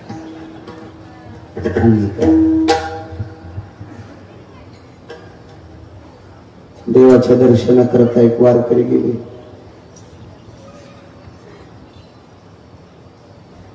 त्या वारकऱ्याला मदत येऊ दिलं नाही, पण पुजाऱ्याने मारलं. पुजाऱ्याच्या लक्षात आलं हात लावल्यावर आपण मारतो म्हणून पुजाऱ्याने दुरून दगड मारले, लाकडं फेकून मारले. पाठ फुटली त्या वारकऱ्याची. अंगीकार ज्यांचं सांगते. घरी आल्यावर तुळशीपाशी भजन करायला बसायचे, पण पूर्वेकडे तोंड असायचं. आज दिशा त्यागली. पूर्वेकडे तोंड केलं की पाठ घराकडे असायची. आज तोंड उत्तरेकडे केलं, पाठ या बाजूला झाली. बायकोनं सहज विचारलं, धनी, अहो धनी, तुम्ही पूर्वाभिमुख बसत असतात आणि उत्तराभिमुख का बसतात? अगं सहज अनावधानाने बसतो. कारण सांगू? कारण पाठ फुटलेली होती. बायको विचारीन पाठ कशाने फुटली? ती बाई हुशार होती. त्या बाईनं मालकाला विचारलं, मालक, माझ्या लक्षात आलं तुमची पाठ फुटली, याच्याकरता तुम्ही दिशा त्यागली. कशाने पाठ फुटली? तर मालकाने पत्नीला सांगितलं, प्रिय, चंद्रभागे स्नान करता करता शेवाळावरून पाय घसरला आणि खडकावर पाठ आपटली आणि खडकानं माझी पाठ फुटली. खडकानं माझी पाठ फुटली असं बायकोला नवऱ्याने. पण साहेब, ती बायको फार चतुर होती. तिने सांगितलं, मालक, तुम्हाला एक बोलू? चंद्रभागेच्या पात्रात खडक सुद्धा विष्णू पदाला आहे आणि विष्णू पदावर आंघोळ करण्याची तुम्हाला परवानगी नाही. विष्णू पदावर आंघोळ करण्याची तुम्हाला परवानगी नाही. पुंडलिकरायाच्या समोर खडक नाही तरी पण तिथं तुम्हाला आंघोळ करायची परवानगी नाही. तुम्ही पुलाच्या खाली आंघोळ करता, तिथं सुद्धा खडक नाही. मग कुठलं खडक तुमच्या पाठीला लागलं? शेवटी डोळ्याला पाणी नाही आलं. बायकोपाशी कसं रडावं? अंतकरण रडलं आणि बुखारविंदातून एक शब्द पडला, सोयरा. बायकोचं नाव होतं सोयरा. सोयरा, मी मालकाच्या दर्शनाकरता गेलो, मला मध्ये तर येऊ दिलं नाही, पण मारलं ना लोकांनी मला, म्हणून पाठ फुटली. किती तिरस्कार केला आपण त्यांचा, किती तिरस्कार, किती तिरस्कार. या श्रीमंत वारकऱ्यांनी तुमच्या माझ्या घरी मुला मुलींच्या लग्नाच्या स्वयंपाकाचं सरपण फोडायचं काम केलं. तुमच्या आमच्याकडे कार्यक्रम असले तो मंडप झाडायचं काम केलं. तुमच्या नाद्या उपसायचं काम केलं आणि मिळालेल्या वेळात भजन केलं. पण आपल्या घरी सरपण फोड आपण काय दिलं? 2-4 दिवसाचं शिळ ताक, वाळलेली एखादी भाकरी द्यायची. ती भाकरी ताकात भिजवायची आणि विटेवरच्या मालकाचं नाव घेऊन त्या भाकरीचं आणि ताकाचं द्रावण पिऊन टाकायचं. इतकी परिस्थिती नाजूक. त्या पुरुषाचा अधिकार किती? तुम्ही आधी एवढी चेष्टा केली, एवढी चेष्टा केली, एवढा त्रास दिला की त्या त्रासाला सीमा नाही. एके दिवशी पत्नीने आपलं मनोगत व्यक्त केलं, स्वामी, मालक, धनी, काल परवा गिरगावकर महाराज कीर्तन करायला लागले तर त्यांच्या पायाला जर आजारे लोक त्यांना सोफ्याची खुर्ची टाकतात, त्यांना स्टेज केले, चांगल्या फुलांची माळ घालतात, बुक्का लावतात, नारळ देतात. मालक, अख्खं जीवन तुमच्या बाबांनी तुम्ही भजन केलं विटेवरच्या मालकाचं, आणि त्या मालकाच्या भेटी करता गेल्यावर लोकांनी तुम्हाला दगडाने मारावं हे कळत नाही त्या मालकाला. अंगीकार ज्यांचा सांगतो शेवटचा पुरावा. मालकानं पत्नीला सांगितलं, प्रिय, लक्षात ठेव, माझा मालक फार चतुर, देव चतुर, देव चतुर, जाणवणी अंतर्वर्तत असेल, त्याच्यासारखा चतुर जगात कोण नाही. हल्लीच्या सगळ्या महाराजांना माणसं बुक्का लावत असतील, पण भजन झालं मला बुक्का लावण्यासाठी माझा विटेवरचा मालक येतो इतका मोठा आहे. माझ्या चोखोबाराला बुक्का लावण्यासाठी विटेवरचे मालक येत होते. विठोबा रखुमाईचं भजन झालं की बुक्का लावायला विटेवरचा मालक येत होता. बायकांची आवड, त्या महाराष्ट्राच्या मातीतली ती माऊली होती.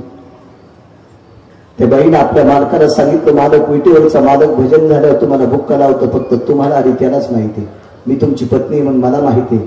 आपला कर्ममेळा नावाचा मुलगा त्याला माहिती आहे. मी तर लोकांना माहिती आहे का तुम्हाला पंढरपुरातला मालक बुक्का लावतो म्हणून.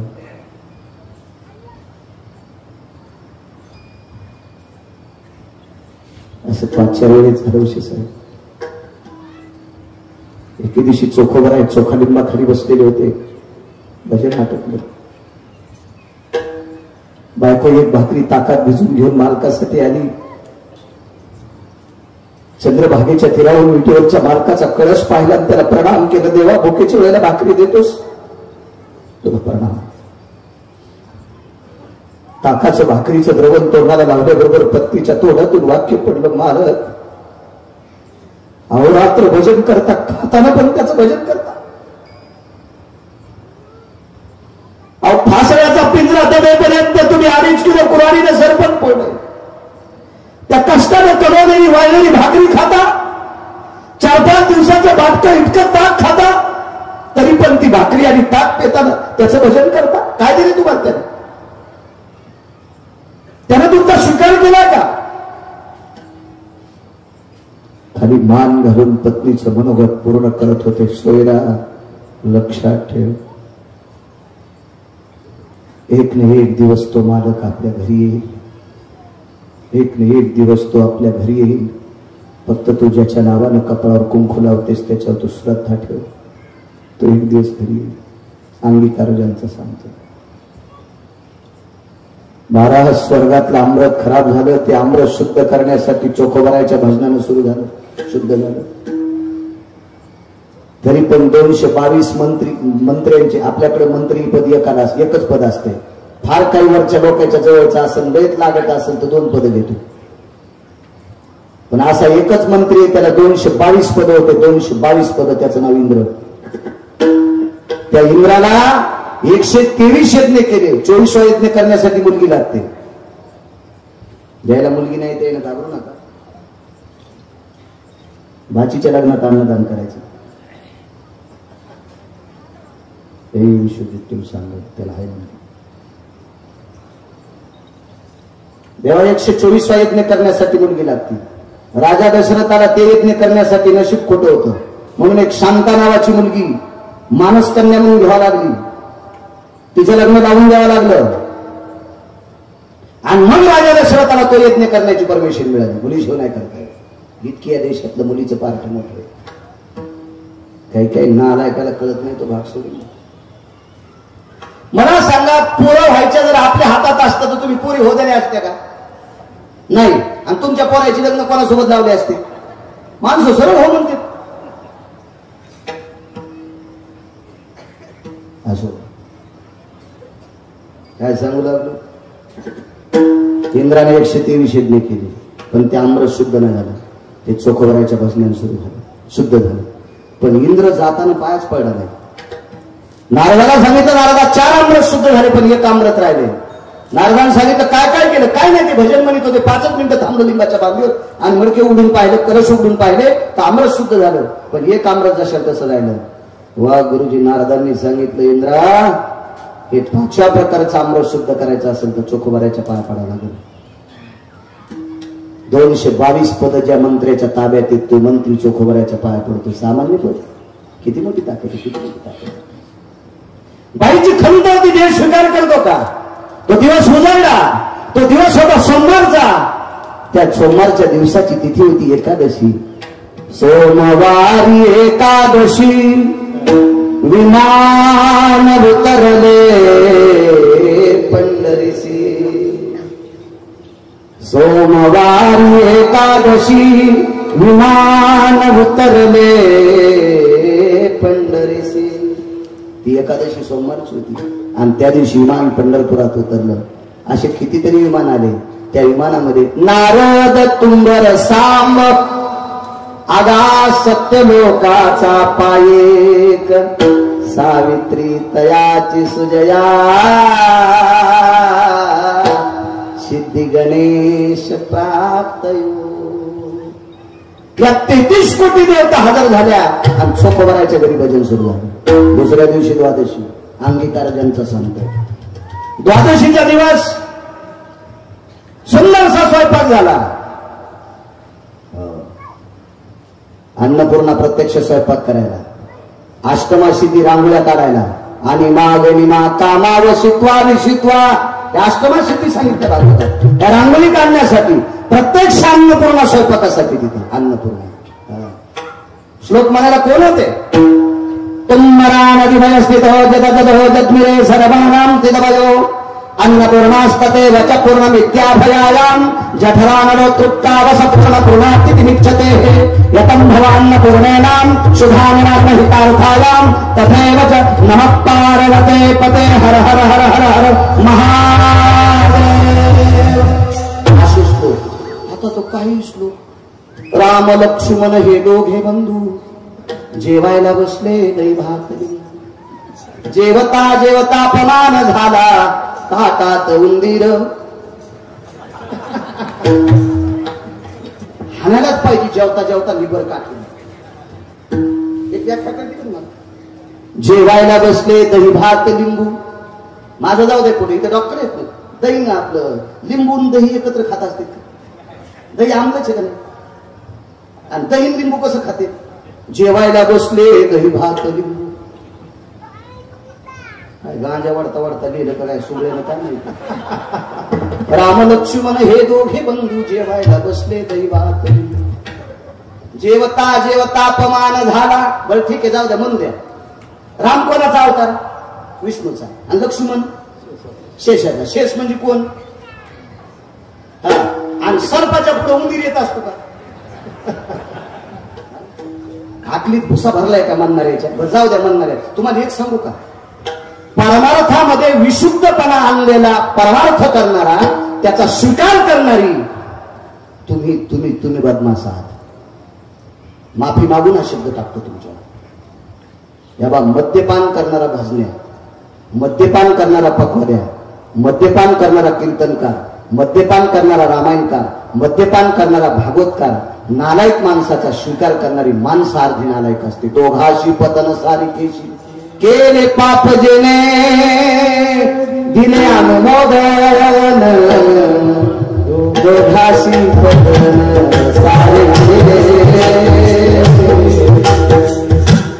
किती जरी गुणवान असेल पण हलकटाला बोकांडीवर घ्यायचं नाही.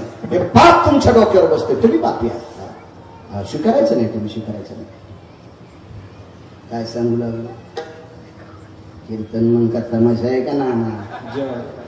हा चोखो भरायचं. लक्ष्मणजी जर सर्प असते तर उंदीर कसा येईल? काही मंगल काही दिसतो. लाल दोऱ्याचं काढीन पाणी तुला चांगलीन माळी. असे श्लोक असतात. असे श्लोक असतात. पंक्तीत काही श्लोक म्हणत असते. टाइम झाला का माझा? 11 वाजून 2 मिनिटं. दादा 2-3 मिनिटं घेतो. माफ करा. होते बोलण्याचे बघा. पुढाऱ्याचे महाराजाचे मिनिटं मोठाले असते. मला शिजल्या जाळ घालायचा नाद नाही. एका बाईच्या नवऱ्याला 1,500 पगार मेल. गॅस बंद कर ना, वरण शिजले. 1,500 पगार आहे. मी काऊन बंद करीन? गेलं वरण जळून. 11च्या पुढे कशाला तुमचं वाजवायचं? आपलं आहे का नाही करा मुकडे. आपलं धोतर छान बसलं पाहिजे. असो काही नाही. श्लोक कोण श्लोक म्हणायला? अधिकारी लोक होते तेव्हा श्लोक म्हणतात. वाढायला तूप वाढायला पंढरपुरातली मालकीन, भात वाढायला पंढरपुरातला मालक. आगा तंदुग्राय हो घरते शिशुंजन असततेवच्या. पंक्ती बसल्या, सगळ्या पंक्ती आठवल्या. जेवायचे राहिले पंढरपुरातले मालक, पंढरपुरातली मालकीन, चोखोबाई सोयराबाई कर्ममेळा. देवाला सांगितलं चोखा जेवायला बसा. अंगीकार त्यांचा शेवटचा 2-3 मिनिटं घेतो. चोखा जेवायला बसा. चोखोबाईने सांगितलं देवा कसं बसू तुमच्यासोबत जेवायला? देवानं सांगितलं तू जर माझ्यासोबत जेवायला नाही बसला तर पुढची द्वादशीपर्यंत मी पाणी पण पिणार नाही. असं पंढरपुरातल्या मालकाचे उद्गार. आणि मग चोखोबाई पंढरपुरातल्या मालकाच्या डाव्या मांडीला बसले. तर रुक्मिणी आई साहेबाच्या लक्षात आलं आपला मालक भक्तीसाठी इतका येडा आहे, भक्तीसाठी इतका येडा आहे की त्याला भक्त इतके आवडतात. भाविकाची आवडी देवान करी सेवा निज प्रीती. एकदा अर्जुनानं देवाला विचारलं होतं, देवा तुम्हाला भाविक किती आवडतात? तर देवानं अर्जुनाला सांगितलं, अर्जुना तुम्हाला कशाला विचारतोस, कशाला विचारतोस? तुला माहित नाही मला भाविक किती आवडतात? काय सुरुवात त्या विचार? हे काय सांगू किरीटी, हे काय सांगो किरीटी, त्वा देखिले तुझिया दिठे, म्या सुद्धा म्याच्या सोडिल्या गाठी बोलया लागे. अर्जुनाला सांगितलं, अर्जुना मला भक्त किती आवडतोस तुला माहित नाही, तू डोळ्याला पाहिलं. हे काय सांगो किरीटी, त्वा देखिले आपोलिया दिठे, म्या सुद्धा म्याच्या सोडिल्या गाठी पोह्या लागे. काय देवा घरी न मिळेची अन्न, काय माझ्या इथं भाकरी नव्हता काय? मी सुदाम देवाच्या पोह्यासाठी गाठी सोडल्या. इतका भक्त आवडतो. आईसाहेबाच्या लक्षात आलं, चोखोबाला डाव्या हाताने घेतलं, सोयराबाईला उजव्या हाताने घेतलं. पटकन आईसाहेब खाली बसल्या आणि उजव्या मांडीला सोयराबाई घेतल्या आणि कर्ममेळा तिकडे उभे होते. चोखोबारायच्या लक्षात आलं, आपण जेवायलो, त्याची आई जेवायली आणि लेकरू उपवासी. चोखोबारायचं अंतकरण तुटलं, देवाच्या लक्षात आलं, आवाज द्याला, ए कर्ममेळा इकडे. कर्ममेळा म्हटलं, देव बोलवले. पंढरपुरातल्या मालकाने चोखोबारायचा मुलगा डाव्या मांडीवर बसला आणि दही भाताचा पहिला घास कर्ममेळ्याच्या मुखात घातला आणि त्याच्या तोंडाच्या ओठाला जिभेला लागलेली उष्टे बोट पंढरपुरातल्या मालकानं पुन्हा दही भातात घातली ना आपण खाल्ला. हे गिरगावचा बाळू सांगते म्हणून ऐकायचं नाही. एका जनार्दनी आईशी चोखियाची मात, जेवे पंढरीनाथ त्याचे घरी.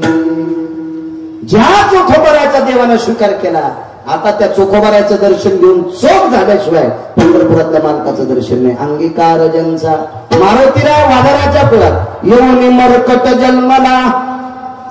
पुढे काय? मरकट येऊनी मरकट जन्मला. तो वैष्णवा, हो वैष्णवा माझी आती येऊनी जन्मला मरकट, वैष्णवा माझी आती श्रेष्ठ, हनुमंत मनावया कनिष्ठ, ऐसा पापिष्ट. वानराच्या कुळात जन्माला आला, त्याला पापी म्हणण्याची ताकद आहे का नाही? पंढरपुरातल्या मालकानं स्वीकार केला. अंगीकार ज्यांचा देवानं स्वीकार केलेली माणसं किती मोठी असतात माहिती का? 3.5 वजरे. 2 मिनिटं घेऊ का? घेऊ का? 2 मिनिटं.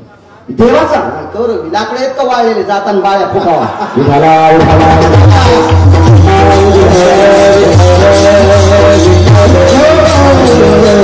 जेव्हा देवानं स्वीकार केल्याच्या नंतर माणसाचा अधिकार इतका मोठा होतो.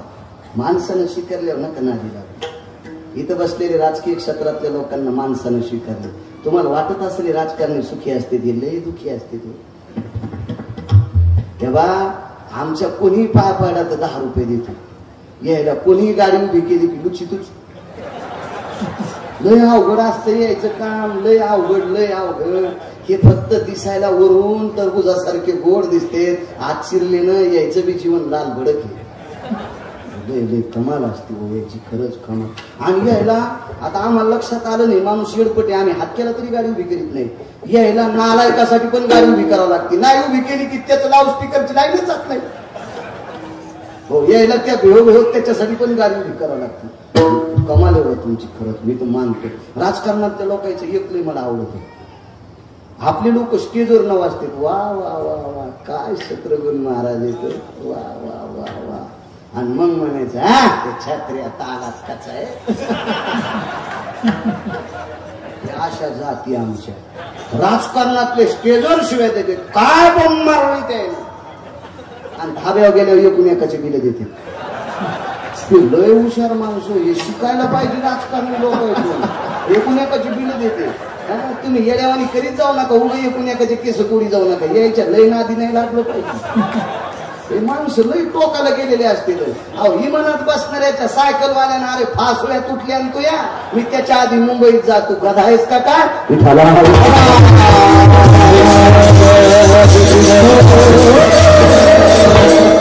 कमाले बाबा याची काय काय गोष्टीची खरंच कमाल. अहो इलेक्शन मध्ये यायच्या पॅन्टी दिल्या होत्या अवघड काम. आणि बघा ना तुम्ही कोण्या क्षेत्रात वेगवेगळी किंमत आहे. राजकारणी माणसाला गुलूपशाट झालेल्या बाईच्या पण पाया पडायला लागतो. तुम्हाला गुलूप नसेल कळत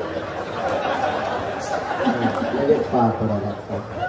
जिजी हो जिजीने परत दिवशी मात्र आडा ढकललं होतं तरी पण याला जिजी म्हणावंच लागतंय. नाही लाजू लय अवघड काम आहे लय कमाल आहे राजकारण्याची खरंच कमाल आहे राजू कमाल आहे तुमची मान्य करतो.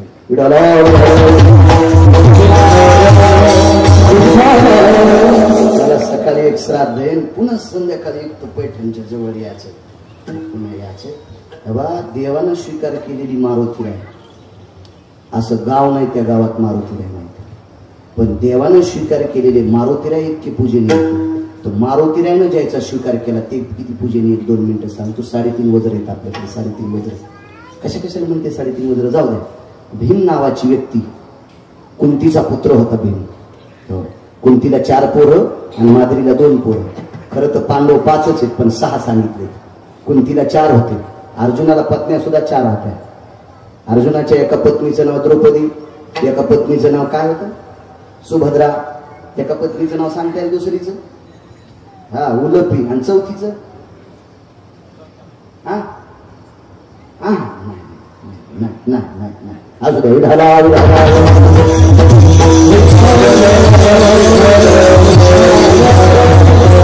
अशा पुण्य पावन कुंतीच्या पोट्या भीमाचा जन्म झाला. तो भीम नालायक दुर्योधनाने मानस सरोवर पाठीला देवानं स्वीकार केलेले लोक किती अधिकारी असतात त्याच्या 2 मिनिटं ऐका.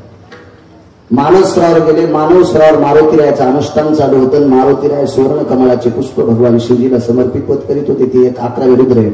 ध्वजस्तंभावरी वानरू ते मूर्तिमंद शंकरू 11वे रुद्र आहेत मारुतीराय आणि ते भगवान शिवजीला स्वर्ण कमळ अर्पण करत होती. पण अर्जुन दुर्योधनाचं ऐकून मानव सरोवरात चालला. मारुतीराय नाडवला ए कुठं कुठं कुठं कुठं कुठं निघाले भीमानं सांगितलं कोणाला जाय म्हणतोस मला अरे इंद्रप्रस्थाचा राजा आहे मी मला जा म्हणता. दोघांची कुस्ती. मारुतीरायाच्या नंतर लक्षात आलं या पठ्ठ्यासोबत कुस्ती खेळायची पात्रता कोणात नाही तरीही खेळते कोण असा. आणि मग विचारलं तुझे आई बाबा कोण. मी म्हणला माय भांडून खेळायला माय बाप विचारायचं काय तुझे आई वडील विचारायचे. मारुतीराय म्हणजे अरे बाबा तुझ्या या प्रतापाला मी प्रसन्न झालो. देवानं स्वीकार केलेली माणसं किती अधिकारी असतात त्याच्या सांगतो. तुझ्या या प्रतापावर मी प्रसन्न म्हणून आई वडील सांग. म्हणजे मी पंडूराजाचा पुत्र. अरे पंडूराजाला शाप होता पुत्रप्राप्ती होणार नव्हती झाली कशी. आणि मग सांगितलं आमच्या आईला 5 वरदान होते. दुर्वासाच्या कृपादाने 5 मंत्र दिले थाने. मंत्र सूर्याचा जपला मंत्र सूर्याचा जपला आराध्याला त्याला सोडून दिलं तो भाग सोडून द्या. पण बाकीच्या मंत्रापासून आम्ही जन्माला आलो. मी भीम आहे. बर बर बर. मग मारुतीरायाच्या लक्षात आलं भीम आपला भाऊच आहे. कारण वरुणाचा मंत्र होता तो आणि वायूचा मंत्र होता आणि मारुतीराय वायूचे पुत्र होते. मारुतीरायाने सांगितलं एक काम कर ना मला तुला आलिंगन द्यायचं. देवानं स्वीकार केलेली माणसं किती मोठी असतात. भीमाने विचार केला माझ्यासोबत कुस्ती खेळत मी याला आलिंगन देऊ तर मला मारीन मला हे मारीन. मारुतीरायाने सांगितलं अरे देवाचं भजन करतोय त्या मालकाने माझा स्वीकार केलाय प्रभू रामचंद्राने मी तुझं वाईट कसं करू मला एकदा आलिंगन दे. पण भीमानं देवाचं नाव घेतलं आलिंगन दिलं पण चोरून दिलं असं कडकडून आलिंगन दिलं नाही. अर्धावट शरीर चिटकलं आणि अर्धावट शरीर चिटकल्याच्या नंतर मारुतीरायाने सांगितलं तुझा जितका जितका भाग माझ्या अंगाला लागलाय तितका वज्राचा होईल. म्हणून भीम अर्धवज्रदेही झाला. ताकद कोणाची देवानं स्वीकार केलेल्या संतांची. वानर होते वानर अंगीकार ज्यांचा केला नारायणी.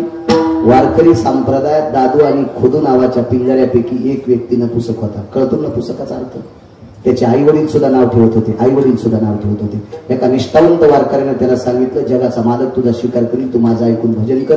अहोरात्र भजन केलं जीवनभर, आणि शेवटी मृत्यू पावल्याच्या नंतर त्या वारकऱ्याला वरी गेल्यावर स्वर्गात गेले. विचारलं, काय हो देवानं मला स्वर्गात अधिष्ठान दिले, माझे आई वडील नाव ठेवते, मित्रगोत्र करत्र नाव ठेवते, मी लिंबे होतो, माझा कोण स्वीकार करेन? आता ऐक म्हणले सकाळच्या काकड्यात. तर ज्या व्यक्तीला स्वतःचे आई वडील दादू खोदू पिंजऱ्याला नाव ठेवायचे, त्या व्यक्तीचं काकड्यात नाव असल्याशिवाय काकडा होत नाही. कानो पात्रा खोदू पिंगारी तो दादू, भजनिया भेदू हरीचे पायी. आज त्या किलिंबे मुलाचं सुद्धा काकड्यात नाव घेतले जाते. का? देवानं स्वीकार केला.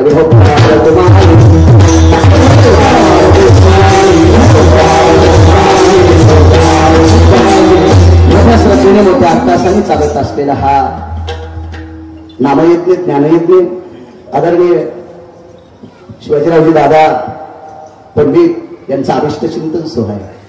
अशा राजकीय क्षेत्रातल्या नाविन्यपूर्ण रत्नाला